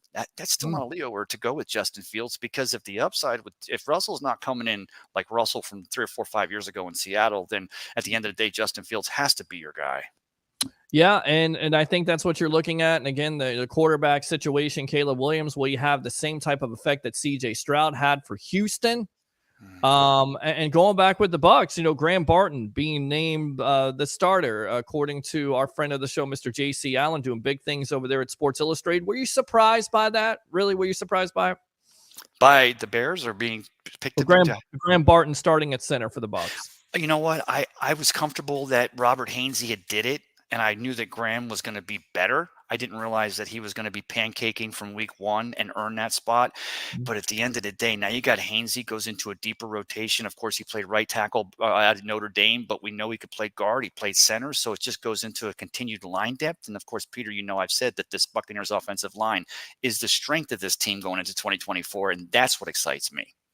All right, let's go out to let me go out to Nathan really quick here, because I missed his content. Not concerned about the kicking game yet. Preseason is practice season. I will be concerned when missing kicks causing the Bucs to lose games that matter. I think I read that comment, but I want to read that again, because to me, that's still your biggest concern. Even though it's preseason, you start to miss kicks. It gets into your head as a kicker. It's all about mental. It's not necessarily always about physical. So I'm concerned. I'm going to be watching it. And I'm just wondering, and I'm hoping he doesn't do it. And by the way, we'll be covering that on Friday night with the Sports Web in collaboration with the JP Peterson Show. We'll be out there. JP, of course, will be in Dublin covering the FSU game. So I will be out there covering. JP will be river dancing. And we'll be doing the post-game show live on the sideline there, football sideline. So we expect phone calls and interaction and everything like that. I'm looking forward to seeing, again, what this first-team offense does. But I'm going to be concerned and be watching McLaughlin. He's got to make these kicks, because if it does go into the season, then you start to think, okay, where is he at? How important those points are. And then furthermore, do the Bucs bring in competition, much like what they did with Jake Carmada the last week, bringing in another kicker, and Carmada responded. Yep. 5 I like it. Yes. I like that you put the pressure on him. In fact, Todd Bowles should come out and say if he misses one this week, he's fired. Just make the kid get pressure, because I think he comes through under pressure. But I want to wind it back to, again, I go back to last week when you, JP, Harry the Greek, and I were talking, and I asked a question about would the Bucs maybe start Wolford at game 2 and then bring Trask in if it was a complete 2. But I said at the end of that question that I think the Buccaneers put their starters in for the 3rd game, which used to be the dress rehearsal game. And I understand injuries. Ryan Jensen gets injured 20 minutes in the camp when he trips on his guy. What I'm saying is that put this offense in, let them go out. They have a drive like the Cincinnati Bengals did against our second-string defense in week 1, 85 yards, 17 plays, touchdown. Let them all eat sunflower seeds. If not, leave them in a little more and let these guys remember that it's sometimes it's a grind, and it's going to be for 17 weeks in 2024. The other impressive thing that I think you would have to take out of it is the running game, especially Sean Tucker, and looking at that running back room here, Tampa Bay, Ray. Of course, you have White. He hasn't played. You expect him to play some. there on Friday night. But also you have Bucky Irving, who is a draft pick that we were pretty excited about, and looking at him on film and looking at how shifty he was and how he makes guys miss, that he's not on the ground with first contact. And then Sean Tucker, who, according to Pewter Report, had a nice run up the middle for what it looks like would be a first down. Also, according to Pewter Report, which are friends of the show there, Scott Reynolds doing great work as always. Bucks offense goes 11-11. Mayfield friends Evans over the middle. Finds, I think he finds, not friends. They're friends, but he finds Evans over the middle on the play action pass for 15 yards. But going back to Tucker and the way he's ran, Bucky Irving, knowing what you got in White, especially that second part of the season there where he was stepping up and this offensive line being improved, that running back room has certainly become a strength. And I think a pleasant surprise at this point would have to be Mr. Sean Tucker. The way he reverses field. I mean, you got Bucky who's going to hit that gap. You got Rashad's going to run over him, and they're both receivers out of the backfield. The way he shifts field is a compliment to this. And now I kind of see why Pat Donovan and Aaron Jacobson on WDA are making that comparison to a three-headed monster. I wasn't ready to buy into it yet. I'm still not. I still got to see how the Liam Cohen's going to use a three-headed backfield. I still think that Rashad's your guy. I still think Rashad goes for 1,500 or 2,000 this. I'm sorry, 2,000 this year, because he almost had 2,000 last year. I actually predict 2,500 if you take into account his receiving yards as well as his running yards. Rashad White's your horse. It's nice to have the other guys in there for a change of pace and to have some depth, but Rashad's got to be your guy. I think you put it all on his shoulders. I think he's ready for that this year. Yeah, and it's a good thing because I don't think necessarily Chase Edmonds makes this team. I think it makes that situation easier. I think that's what you expected by drafting Tucker. He wasn't able to come in right away and make that impact. Now it certainly seems like with the opportunities, and I get it, it's preseason, it gets second and third, but all throughout training camp, we've heard Tucker, and once again, he may be the fastest running back on this team, which is saying a lot because they definitely have lots of talent in that running back room. Going back to Pewter Report here, giving you some updates. Evans for 20 yards on a crossing route. Also, Mayfield connects with Chris Godwin on a slant for the next play there. And this is not all in order. I'm just reading some of this stuff. Rashard Wisdom with a nice play there on Durham Smythe on a throw from Mike White. And then another beautiful throw from Mayfield to Evans on a go route, fit in between the corner and safety, probably about 30 yards. Once again, Mayfield hits Godwin on the ensuing play. And this is, you kind of mentioned this, and I wasn't sure if we should put this out there because it is kind of early in the contest, but who could be the MVP, Bucks fans, in your opinion? And open phone lines. I know we don't have the scroll line there, but we want to show you the graphics there. Of course, listen to the show live from 10 a.m. to noon, and also follow on all the social media platforms, including Twitter and Instagram there for all this great Tampa Bay sports content. But we talked about it, with when it comes to, this team overall, about the Chris Godwin, who could be the MVP of this team. For me right now, I think I think I'm hard pressed to not say it's Chris Godwin. I think Chris Godwin, we know what Evans has. We think that McMillan and Trey Palmer, especially McMillan, are going to make those contributions. But I think the guy that could be the MVP of this team besides Baker Mayfield could be Chris Godwin. And just because you're moving him back to the slot, because you're moving him back to that natural position, and once he is the focal point of this offense to some certain degree, like he was in that second half of the year, this offense is, in your word here, dynamic. Who would you say could be the MVP? I know it's early in the process here, but I think we should definitely throw that question out there to the fans, Bucks fans. Open phone line again, 727-255-0391. On the JP Peterson Show. Who would be your MVP? Is it Baker Mayfield? I mean, that's an easy answer, but you certainly have to be impressed not only by his year last year, but now being in somewhat of an offense that he's familiar with and having, being familiar with Liam Cohen. I think the sky is the limit with this offensive line being improved. So who is your MVP on this team, Tampa Bay, Ray Kennedy? Well, you want to be careful because if you remember back to that Bucks pregame show we did from Fergs about 4 years ago, I was the one that threw it out there. I'm like, who's your player of the week this week? I took Vernon Hargreaves. He was cut the next day. There's another Gator for you. There's another Gator for you. There's another Gator, okay? There you go. Well, as much as you got Vernon Hargreaves, I'll raise you with Brad Culpepper and Ernest Graham. There were some great Gators. Kevin Carter later on in his career. So there have been some Gators that have been productive. But when it comes to Florida State, work done. Derek Brooks, tough to beat. Although Winston or Roberto Aguayo, you're right. Yeah, well, very Lawrence fair. Nelson. That is fair. That Casey Weldon, a Casey little bit Weldon, of coffee. the golden child. Yes, there you True go. Casey Weldon story. My cousin he's as big a fanatic of the Bucks as we ever were. And he was over at a bar in Tampa. It was off the beaten path. And some Bucks used to go there after practice. And they were all out there. And my cousin was there. He said a pickup truck comes wailing down the street, skids through the parking lot, tires sideways. And all of a sudden, Craig Erickson jumps up and moons them. Casey Weldon was driving the truck. Of course, that was 19 whenever. And they were both on the team. Casey Weldon was a backup to Craig Erickson. I'm going to say that was probably 92 or 3, and that's the kind of guy. But Casey Weldon, the golden child, those blue eyes, I got lost in those blue eyes. Oh geez, you sound like one of those women that got lost in the eyes of Kevin Kiermaier when he was here. There, never mind the guy's batting average as he's batting under the Mendoza line, as long as he has the blue eyes there behind blue eyes, and he plays great defense there out in the outfield. Speaking of Kevin Kiermaier, yes. If I can work it back to last night's Rays 1-0 win there over the Oakland Athletics. Are they still Oakland? Yes, they still are Oakland, but save that thought because I want to get you some more content here from Pewter Report. Miami's rookie Chop Robinson just had an impressive rep against Tristan Wirfs in one-on-ones, knocking him off balance with some power. Next time around, Wirfs gets the better of him. Fun battle, so you like to see that. Maybe you'll get a chance to see that on Friday night. We'll see. Tua finds wide receiver Braxton Berrios, does that name sound familiar? Braxton Bucks fan? How about the Jets game? Because he was absolute nuisance. And of course, you remember Tom Brady has to come back with Sorrell Grayson, but Berrios was a big part of that. Tua hits him deep down the sideline for 25 to 30 yards.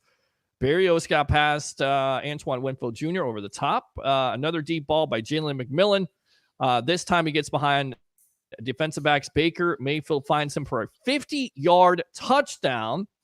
Also, Levante David loses a rep versus Tua on a pass to Durham Smythe for about 12 yards. Smythe me, oh Smither. I'm sorry, I had to mention. I don't know why I put that out there. Kyle, shut up. Devin A-Chain uses Wills on a will route. A will route? Are you serious? We've heard that before. So a fast running back on a will route beats the Bucks defense. Bryce Hall deep on the right sideline. Your boy, Kyle Trask, hits Ryan Miller on a go route for a 40-yard touchdown. Talk about that wide receiver position. And I know you want to talk about the Rays. We'll get back to that in a moment. But do you think Miller or Thompson, which both of these players, especially a Thompson, have made that decision difficult for that wide receiving position? I mean, we continue to talk about, as always, Evans and Godwin. Those are your two guys. And then third, is it McMillan? Is it Trey Palmer? Is it Sterling Shepard, which we have not heard from? Or is it one of these guys that we least expect in a Thompson and a Miller, in your opinion? I didn't think coming into this camp that Trey Palmer was in danger of losing his job. And I'm not saying he is at this point. I'm saying that the other receivers have impressed me enough. And I'll tell you this, I always call preseason fool's gold, right? Because we wait all day. It's a big game. And I think it's a little different tomorrow night with a Friday night. We're going to, it's at home against the Dolphins. And ever since Wayne Huizenga let the Dolphins start playing the Bucks again after the Bucks defense hurt Bob Greasy back in the day. But at the end of the day, I always gauge it by thinking, okay, if the whatever receivers don't make this team, would another team try to put them on their practice squad, or can the Bucks put them on theirs? I think that this entire receiving core has a great shot at either making practice squads, if not this starting squad here in Tampa Bay, because they're that good. Plus, they got a few months with Mike Evans and Chris Godwin, and why wouldn't you want that kind of stuff to rub off? It's invaluable, and I tell you right now, I'm really looking forward to Jalen McMillan. He's one of the players that I want to see on Friday night. I want to see what this first-team offense, I want to see what kind of impact he has throughout the season, because everything that you've heard about this kid and everything that you've seen, and we've been out there, for training camp for the JP Peterson Show. Once again, I'm Peter Blake along with Tampa Bay Ray Kennedy. He's shown flashes of brilliance, and we've seen him in the game time situation. So I'm curious to see how they're going to use him. Let me go out to Michael here. Best out of the Jags game for me, Bucky Irving, show of force. My biggest concern is Diaby coming back too shaken from the injury. Of course, you're going to need him 100%. He's had time to rest because you have that challenge of defending Jaden Daniels. And at the end of the day, I think this is probably one of the biggest question marks is the outside linebacker, the edge situation with Diaby being banged up, JTS and not being as effective as you like. Braswell, not hearing a lot from him. Jose Ramirez, maybe he's a guy, and he's definitely been more than a guy. He's a guy. He's not just, not just a guy, if you will. He's been someone that's been able to develop off that practice squad, and he showed that last night. He showed that throughout the training camp, so you kind of wonder if he'll get the opportunity when the lights are on to take those reps away from JTS if JTS doesn't perform. And we don't know, because you look at history, JTS has been just a guy. He hasn't been able to put those numbers out there as a first round pick. So you're going to see an opportunity there for either Ramirez or Nelson, or of course, Braswell to step up and possibly steal some of those reps. So good stuff there. I think that's a big-time question. Diaby, I think, will be fine. Will he be 100%? No football player is 100%. But, of course, with the kind of training camp he's had in this offseason and his commitment, the sky's the limit for this kid. And he's so noticeable with the 0 jersey. He's so opposing. You see him on there in every play. So it was a shame that he got banged up. But I do think he'll be ready to go for this Bucs defense, and they're going to need it. They're going to definitely need it. The irony with Ramirez is I'm looking at Ramirez, and I'm like, okay, he's not a big guy, put on some weight this offseason. Yeah.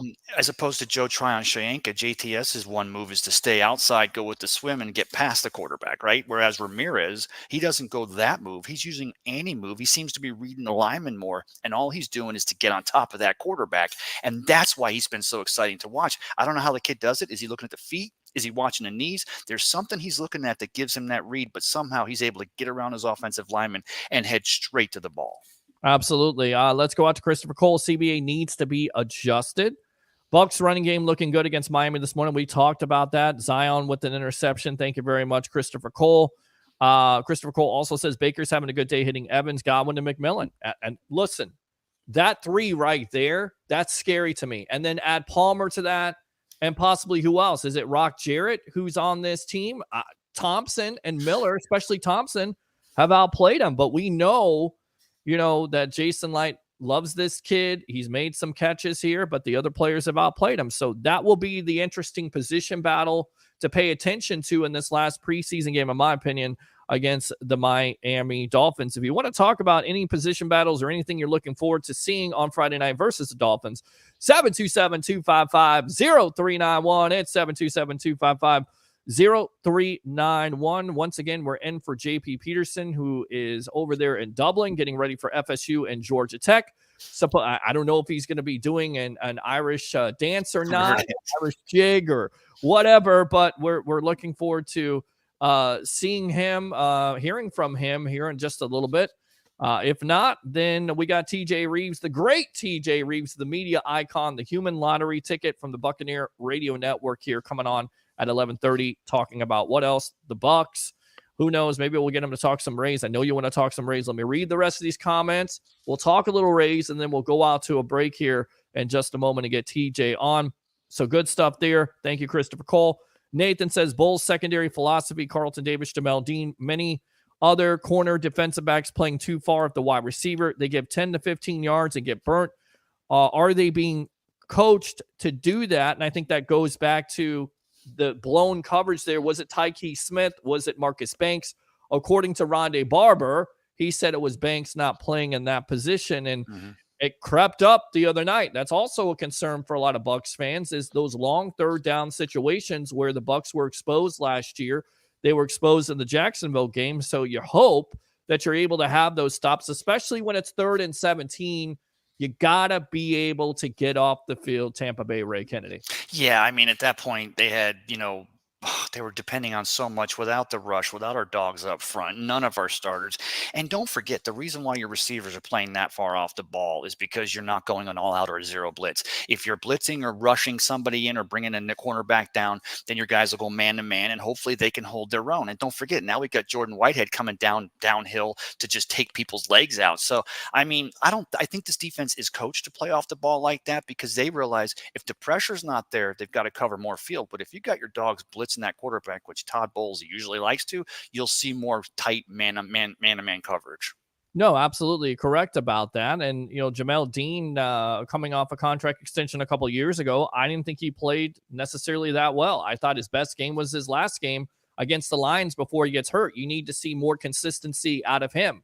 We know that he's got the size and the length to make those plays. We've seen him against Aaron Rodgers in that Super Bowl year and the potential. He's got to put it out there on the field. You got to earn your money. You got to start making plays and start having those turnovers. And I know that, Todd Bowles and this defense overall, this is what they've been preaching this offseason, more turnovers. And when you have the opportunity to put your hands on the ball, and do something with it. And that's what Dean has to do. So good comment there, Nathan. Thanks a lot for tuning in to the JP Peterson Show here. Keyshawn Johnson, number 19. Tyler Johnson, number 18 there with a great catch versus the Saints in that divisional game, which, by the way, is it definitely a lifesaver on third down.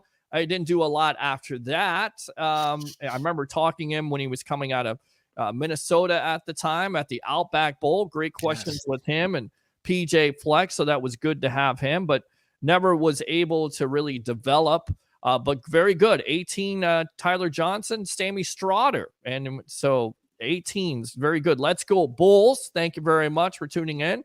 Pike's there. No, that could backfire, make him worse at kicking because kickers are fickle, says Christopher Cole. You agree with that? Kickers are fickle? We're bringing in competition? I don't know. I wouldn't be surprised. Even though he's coming off a contract extension, if he continues to miss kicks, you would think that the Bucs may want to put a fire under him, if you will, which we kind of bring here on a happy hump day edition of the JP Peterson Show. So there you go. Cowherd just said. Colin Cowherd. Cowherd, now be nice. Christopher Cole said Jordan Love is the NFL MVP just in his third season. Do you agree with that? I know that he's coming off. He also got a contract extension with not a lot of body of work, but he was impressive when he finally got an opportunity to start. Also led the Packers to a playoff win over the Dallas Cowboys. How about those Cowboys? Beating them there in the first round, to every Cowboy fan's nightmare. Sorry, Tim. I know you're listening. You're going to kill me for that. And you nearly beat the 49ers. So is this warranted, in your opinion? Jordan Love, MVP contention, or do you have somebody else on your docket at this point? Well, I know if the Josh Jacobs we knew and out there in Las Vegas, if he's the same one that shows up this year as a free agent now signed with the Green Bay Packers, that probably increases Jordan Love's chance for success. They still have to, they're trying to rebuild that offensive line and keep that moving forward.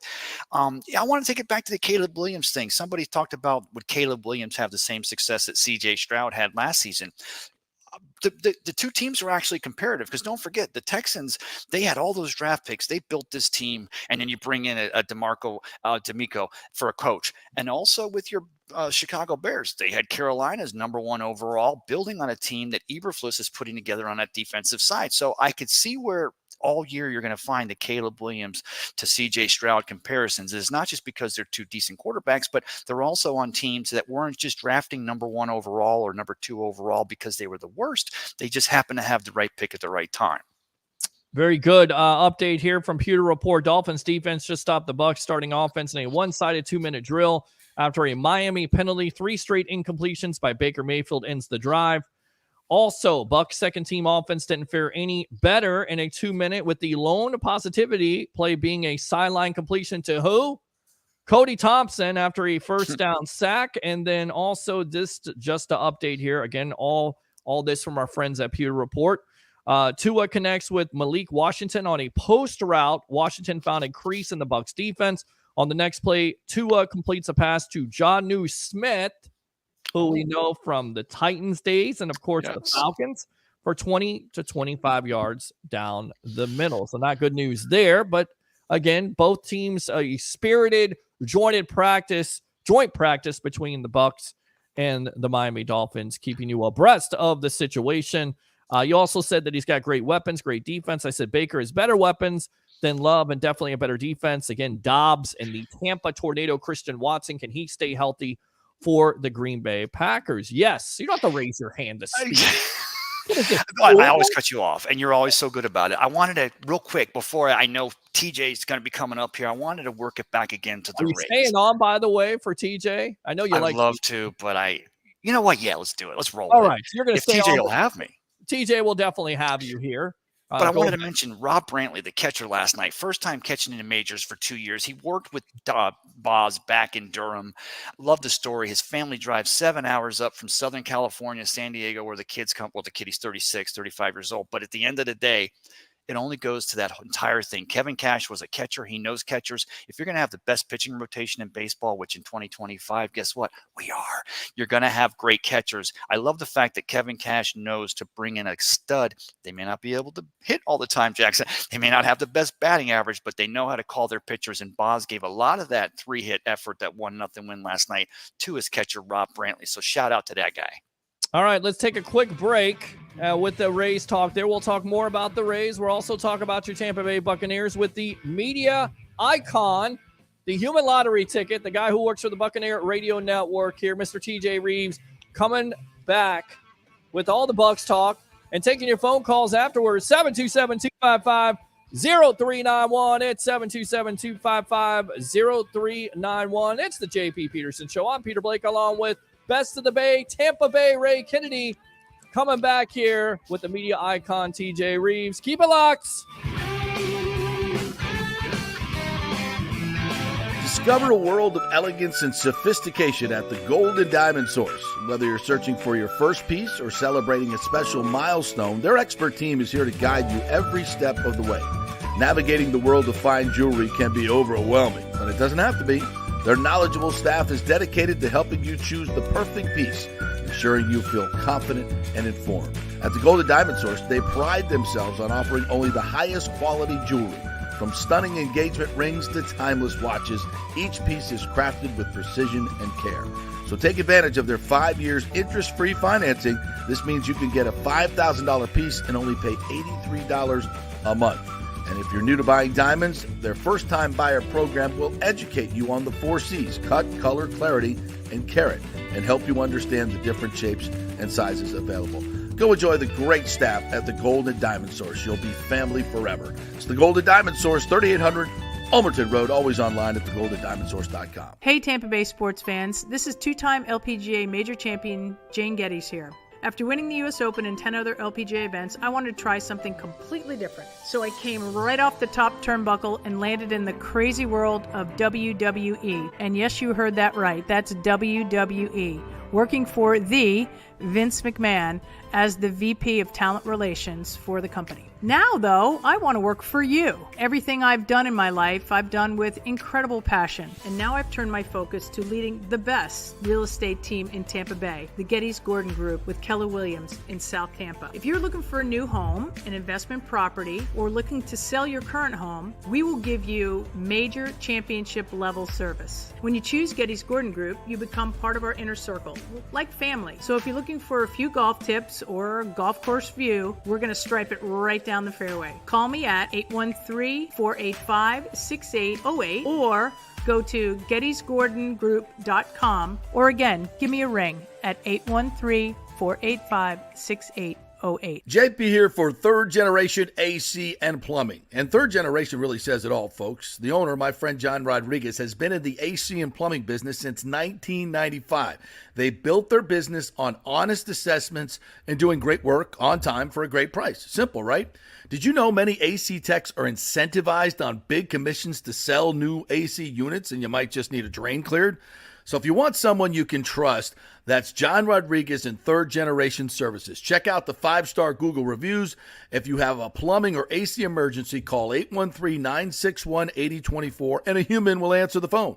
That's 813-961-8024 or go to thirdgenerationplumbing.com. As we head into summer and hurricane season, you must make sure that your home is fully insured. Over 40% of people in Florida are not fully insured because property rates have gone up lately. Your home is worth more, so it needs to be insured. Call the great folks at Italiano Insurance, 813-877-7799 to make sure you're fully insured. And also, you might just save some money. There are new companies coming into the state all the time. In fact, we just shopped our homeowners insurance, and I'm telling you, folks, we saved over $550 because Charity, the great customer service at Italiano Insurance, did all the work and found us a better company and a cheaper company. She'll do the same for you.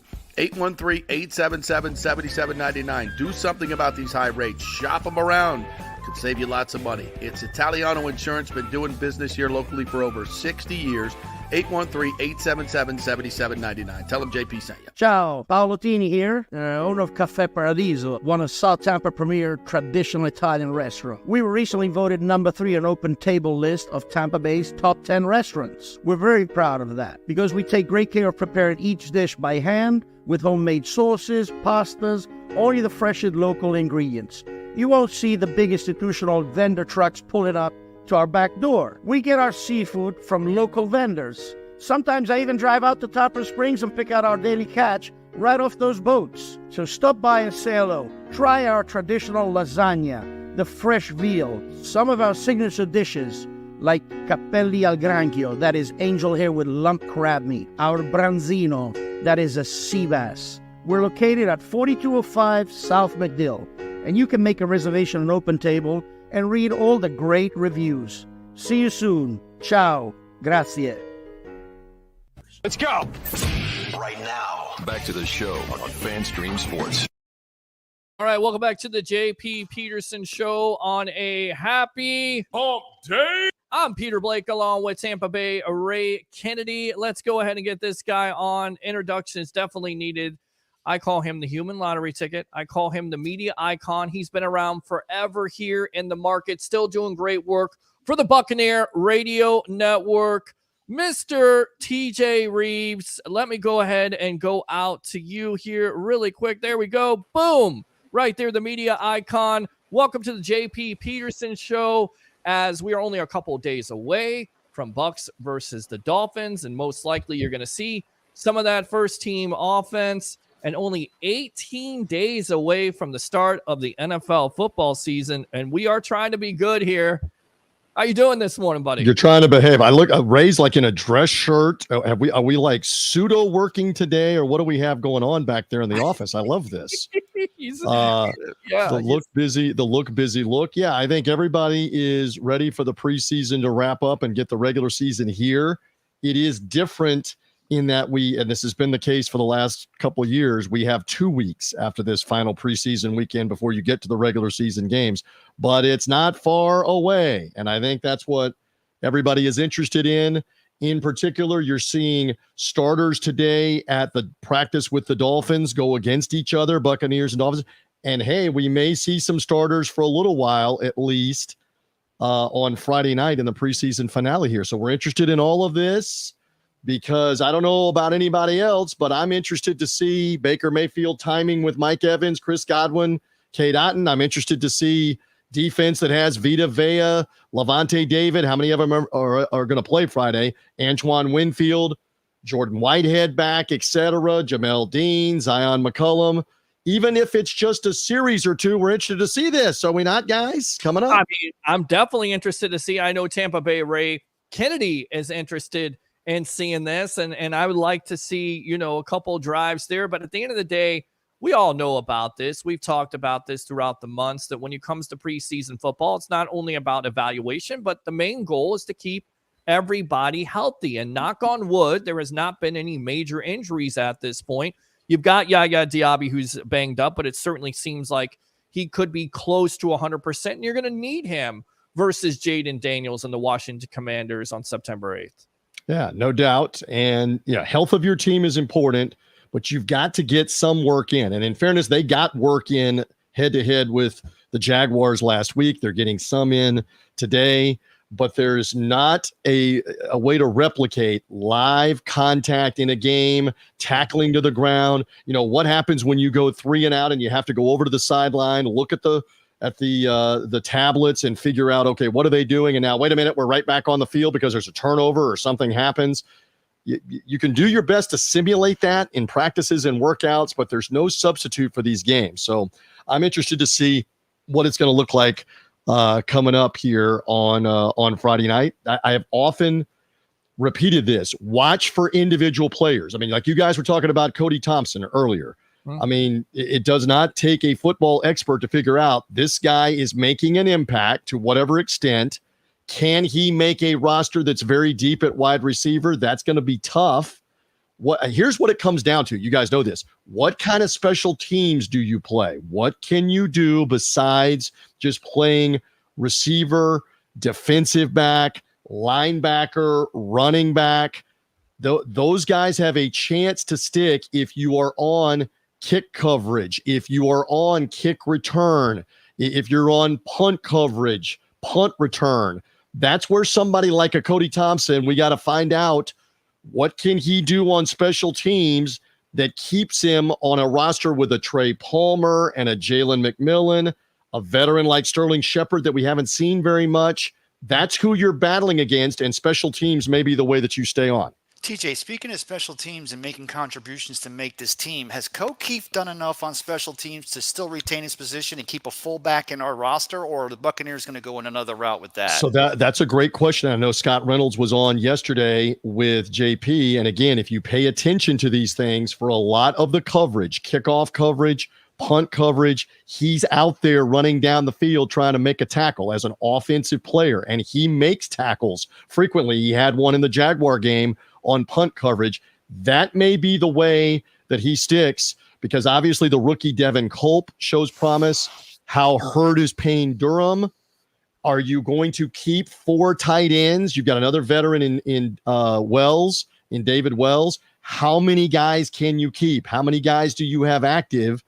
And that's where the real distinction becomes. Does Keefe rank ahead of a defensive back or a wide receiver that you would like to keep that can also play special teams? That's where the real debate comes down to get to 53 guys, Ray. I think the intriguing position battle could be, how many running backs you keep. What are you more surprised by, TJ? Are you more surprised by the running back room there, which was looked at as a weakness last year, and now it seems like a strength with Sean Tucker and his emergence, Bucky Irving and what White did the second half of the year? And, we're not even talking about Chase Edmonds, who's a veteran. Or are you more surprised by this wide receiving battle with a Jalen McMillan, of course, a Trey Palmer there? You talk about Thompson. What are you more surprised by in the strength of those positions, the wide receiver position or the running back?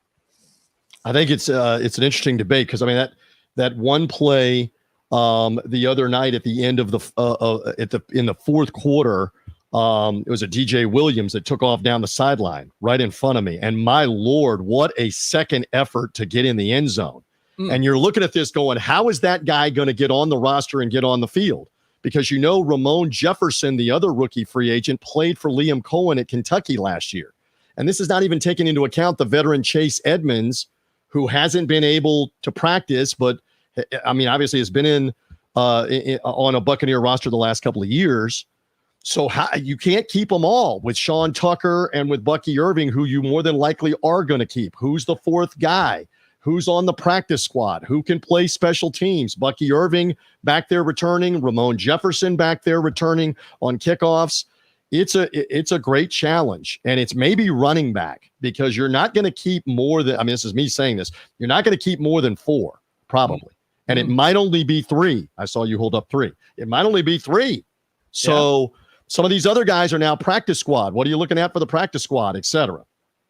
Yeah, and I mean, I think it comes down to what you said about the injury situation when it comes to tight end. And, Culp has shown some flashes of brilliance there. He's a pick that you're looking at, and you may have to put him in, and you may have to keep more tight ends because of that injury situation. So you're exactly right. We definitely need to monitor that and see what happens. But I'm looking forward to seeing that first team defense. And I know you're not going to see Yaya Diaby, but I want to see the svelte, if you will, Vita Vea with his weight loss there, Kalijah Cansey. I want to see some of this defense get on the field because I think a lot of Bucs fans at this point are freaking out, as they always do here on social media on the JP Peterson Show of FanStream Sports about, this defense. But they've only played one starter. That's KJ Britt. So I'm curious to see what this defense can do. I understand the situation. Again, it's about, saving your guys and not having that injury. But again, the two building blocks, Kalijah Cansey, Yaya Diaby, that's where you start. And then, of course, you got Vita Vea. And I don't know that we're going to see Kalijah Cansey on Friday night because he's been nursing an injury. Maybe. Again, I don't know. Joe Tryon-Shoyinka has had a neck injury. I don't know that we're going to see him. Do you risk it, etc.? So let's see. Let's see what happens. All right, I only got a couple of minutes left here. Full disclosure, live on the show, I've got to go be with head coach Todd Bowles for a meeting with him about the game for Friday night. So anything else here that I can answer in the next 60 seconds? You got anything else? Jose Ramirez, how surprised were you with his development? He's a practice squad guy, 3 sacks the other night. He could definitely factor into the situation at outside linebacker, right, TJ? Yes. And again, how many do you keep? Because you've drafted Chris Braswell and you have Tryon-Shoyinka, you have Yaya Diaby, you have Anthony Nelson, on and on down the list. And again, can he do things on special teams to help you? He certainly has splashed in the games, and maybe he's a practice squad guy. Ooh, maybe. If he makes that practice squad, because I think there's probably 5 or 6 teams that are like, who's this Ramirez Well, guy? and you make a great point because you have to put these guys on the waiver wire, and other teams can offer them a roster spot, or they can also negotiate a better deal on a practice squad too. So there's not a guarantee. Same thing with receivers, same thing with running back. You can't keep them all, unfortunately. You got 90 guys, and you can only keep 53. And I think the number is 10 now on the practice squad that you re-sign in the hours after this, after it's all over with. But you're right. There's some of these guys on this team that are going to probably be on another roster. We'll see. You're exactly right. He's on our roster. It's TJ Reeves of the Buccaneer Radio Network. Friday night, go ahead and promote yourself before you get out of here. We'll be on Friday night with the local pregame show on 98 Rock, Buccaneers mobile app, Sirius XM, anywhere that you get the Buccaneer broadcast with Gene and Dave. Preseason finale Friday night, 7:30. Looking forward to all of it. You guys behave in my absence, and we'll see what happens with Cut Down Day. It's going to be a ton of names everywhere all over the NFL. We'll sort through all of it, and you know what that means? The regular season is about to be here. So have me back on. Can't wait for all of that. Sounds good. TJ Reeves of the Buccaneer Radio Network. Get out of here. Go talk to Todd Bowles, and we'll see you soon, my friend. We'll see you guys. Take care, brother. Good stuff there. So he's always busy. When we can get him on here to give his analysis and his thoughts and his insights. But the guy, he's going to be, interviewing Todd Bowles there and talking to him. So I'm curious to see that. Todd Bowles did talk to the media, so we could play that sound. Or we could go out to these comments here really quick. What's on your mind, Ray? Because it seems like you're going to say something really quick. Well, I want to say the sideline guys, TJ, haven't had a chance to be with him, but those of us here, especially in the Bay Area, but if you have access to the radio, the Buccaneers Radio Network, and you can listen to the games, unless it's Rondé or unless it's maybe Tom Brady, we'll see how he does this year. If you're not muting your television and listening to the coverage on the Buccaneer Radio Network, you're missing half of the game, and TJ's locking it down. He is locking it down. I don't want to hate on the TV broadcast because he got the great Chris Myers along with Rondé Barber, who's a Hall of Famer. He's offering inside analysis too. So you can go back and forth there. You can never go wrong with the Buccaneer Radio Network there with Gene Decker. One more question. Yes. I wanted to ask TJ this. The NFL's gotten into Christmas. The NFL's gotten into, they've always been in Thanksgiving. They're now doing Black Friday. I've heard from everybody again this year, and we have the same debate every year. Why does the NFL not plan it to start on Labor Day weekend so we can have a 3-day and we can get slobber knocked and not have to worry about work on Monday? We talk about making the Monday after Super Bowl a national holiday. Why does the NFL seem to pass on Labor Day like it's passé? Is it because they want us to have barbecues and not worry about it? I think it's college football. I think that's what you assume that's what it is, but you're exactly right. You can see that's right. You can take advantage of that. But play it, Pete. And say, oh, you want me to play it? Oh, play it. Okay, here we go. Here we go. Here we go. Here we go. All right, but I got to play love this. The Atlanta Braves. We love USF. So there we go. There you go. That's the one. So we'll definitely play that next time Leo comes on here. Let's go out to the comments here. Gabrielle says, good afternoon. Good afternoon to you. Thank you for tuning in to the JP Peterson Show. Open phone lines if you want to get in on them. We got lots of questions out there. We talked about the Rays. What do you think about the Rays win? Kind of crickets from you Rays fans. So back above 500. That's it. That's all you can ask for. That's all you can ask for this team. The season is teeter-tottering. I know you were going to mention it, so I had to mention the Jose Siri with the honors. What do you expect on Friday night versus the Miami Dolphins? What are you looking forward to? We throw it out there. Maybe it's a little bit early in the process, but I got to throw it out there. Who do you think could be the MVP of this team in 2024? Again, 727-255-0391. It's 727-255-0391. JTS has muscled up since the Buccaneer cruise in April, says Nathan Elliott. I think that the added weight could help JTS not get pushed around out of an angle when he uses his speed on the outside. All right, good stuff there. Good scouting report. Yeah. We'll see if that helps. Peter, will you be at the Bucs game on Friday night? The absolutely will be there. In fact, I'll give you this. Yes! Yes! Yes! At the end of the game on the Sports Web, on YouTube, Facebook, here on the JP Peterson Show on YouTube. We'll try to get on all the social media platforms. I'll be there. I'll be covering it. I'll get my little setup. I'll get my camera. We may get Tampa Bay Ray on there on the broadcast. He may be out somewhere because he's well, don't forget to mention, if I wasn't on the national no-fly list, I probably could have gotten credentialed for Friday night as well. But I'm okay with that. I'm okay with joining you live from wherever I'll be, because wherever I am, there'll be a party also. Absolutely. It will be a party, and we'll definitely take your phone calls and reaction where you hope that, again, you see something out of these first-team starters. What are you looking forward to seeing? I want to see this passing game take off. I want to see – I don't want Cohen to give away everything, because I thought he gave a little bit away there against the Cincinnati Bengals, and I think that's what Todd Bowles was – he had a big old smile on his face. He went up to Liam Cohen and goes, all right, we're giving a little bit too much away, and you don't want to do that because people can catch on to that. Of course, defensive coordinators, it is a emulation league, if you will. That's a Leo word.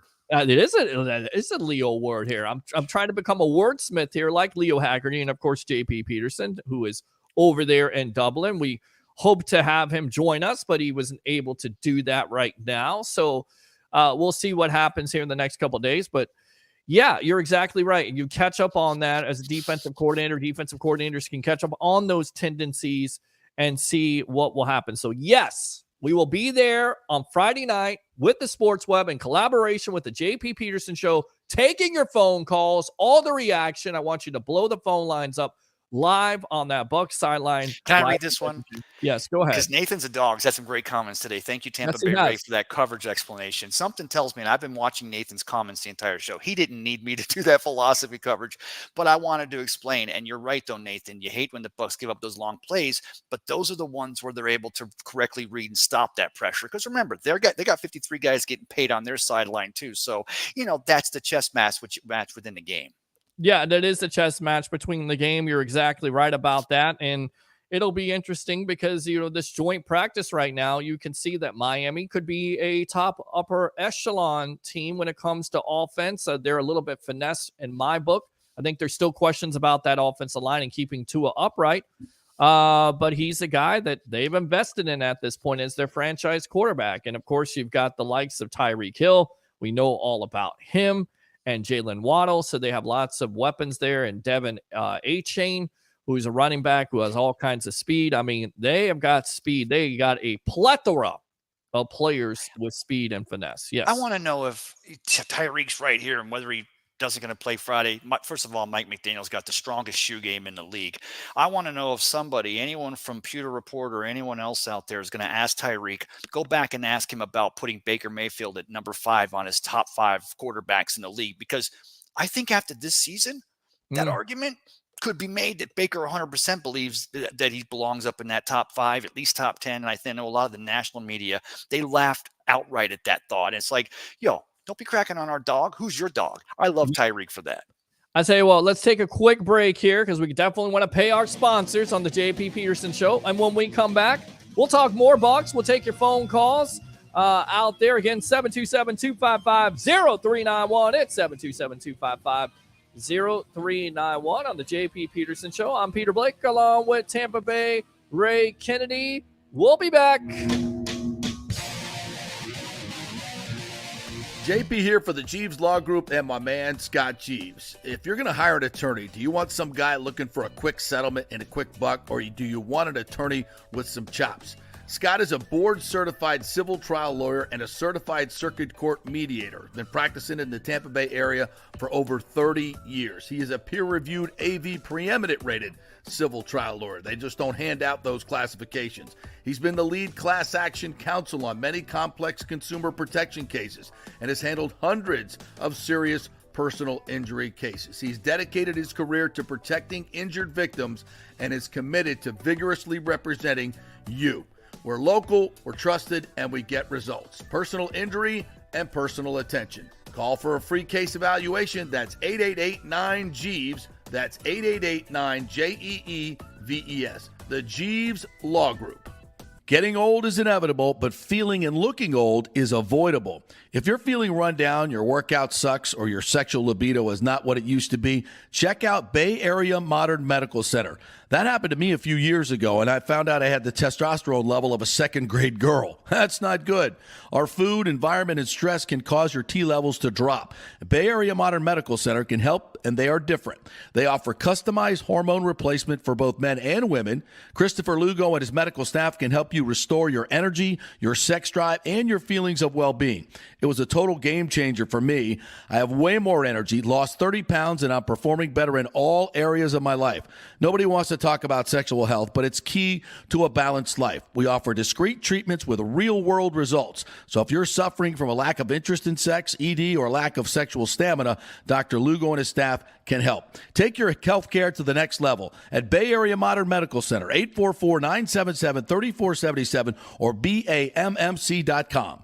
JP here to ask the question, are you planning an event, meeting, or conference? If so, you'll want to call the designers and production professionals at Extravaganza Productions Incorporated. With over 35 years of experience in the events industry, designing and producing every type of small to large event, they can provide a huge resource for design ideas, audio, visual, sound, lighting, decor, and entertainment to turn your event into an incredible experience for the entire audience. Folks, I've worked up close and personal with this group at many national events and Tampa events, and they have unique capabilities that help you save time and money in the planning and execution of your next event. Don't delay. Call these pros today at 813-621-4700 or check out their website at extravaganzaproductions.com. Tell them JP sent you, and they'll provide a free initial consultation for your event. Extravaganza Productions, the best in the business.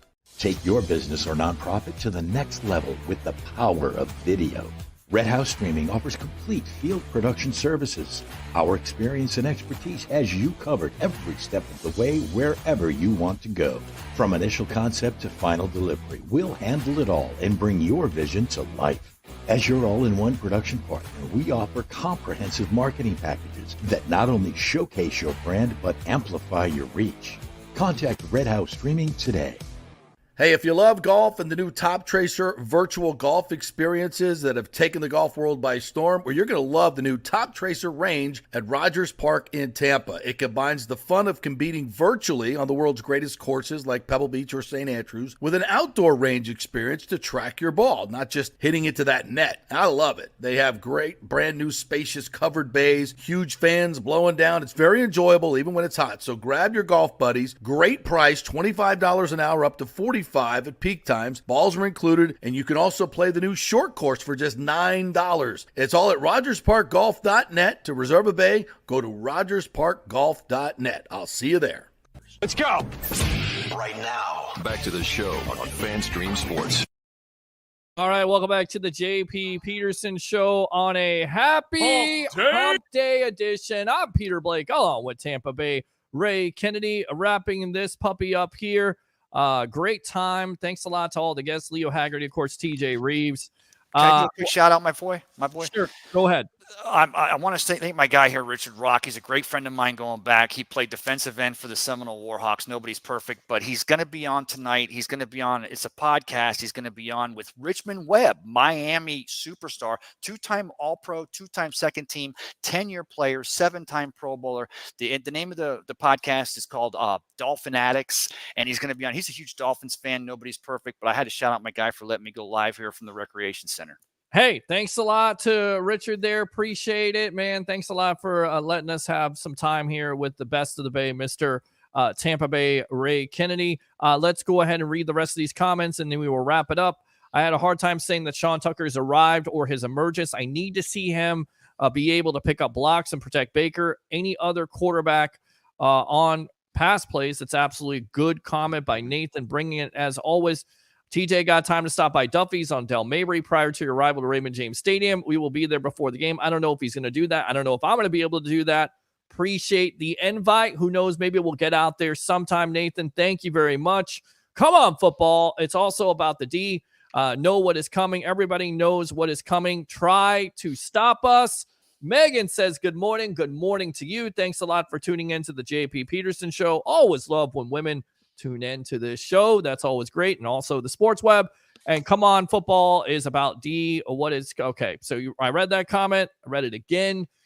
Great stuff. I think there's a lot of people out there looking forward to this season, looking forward to the Miami Dolphin game on Friday night. And we will see what transpires, how long this first team offense plays, who shows out, and of course these position battles. But at the end of the day, it's pretty much set where it goes when it comes to, your wide receiving core and, of course, your first team offense. You would definitely expect, some fireworks. Hopefully you get a little bit of that. But at the end of the day, it's also about what?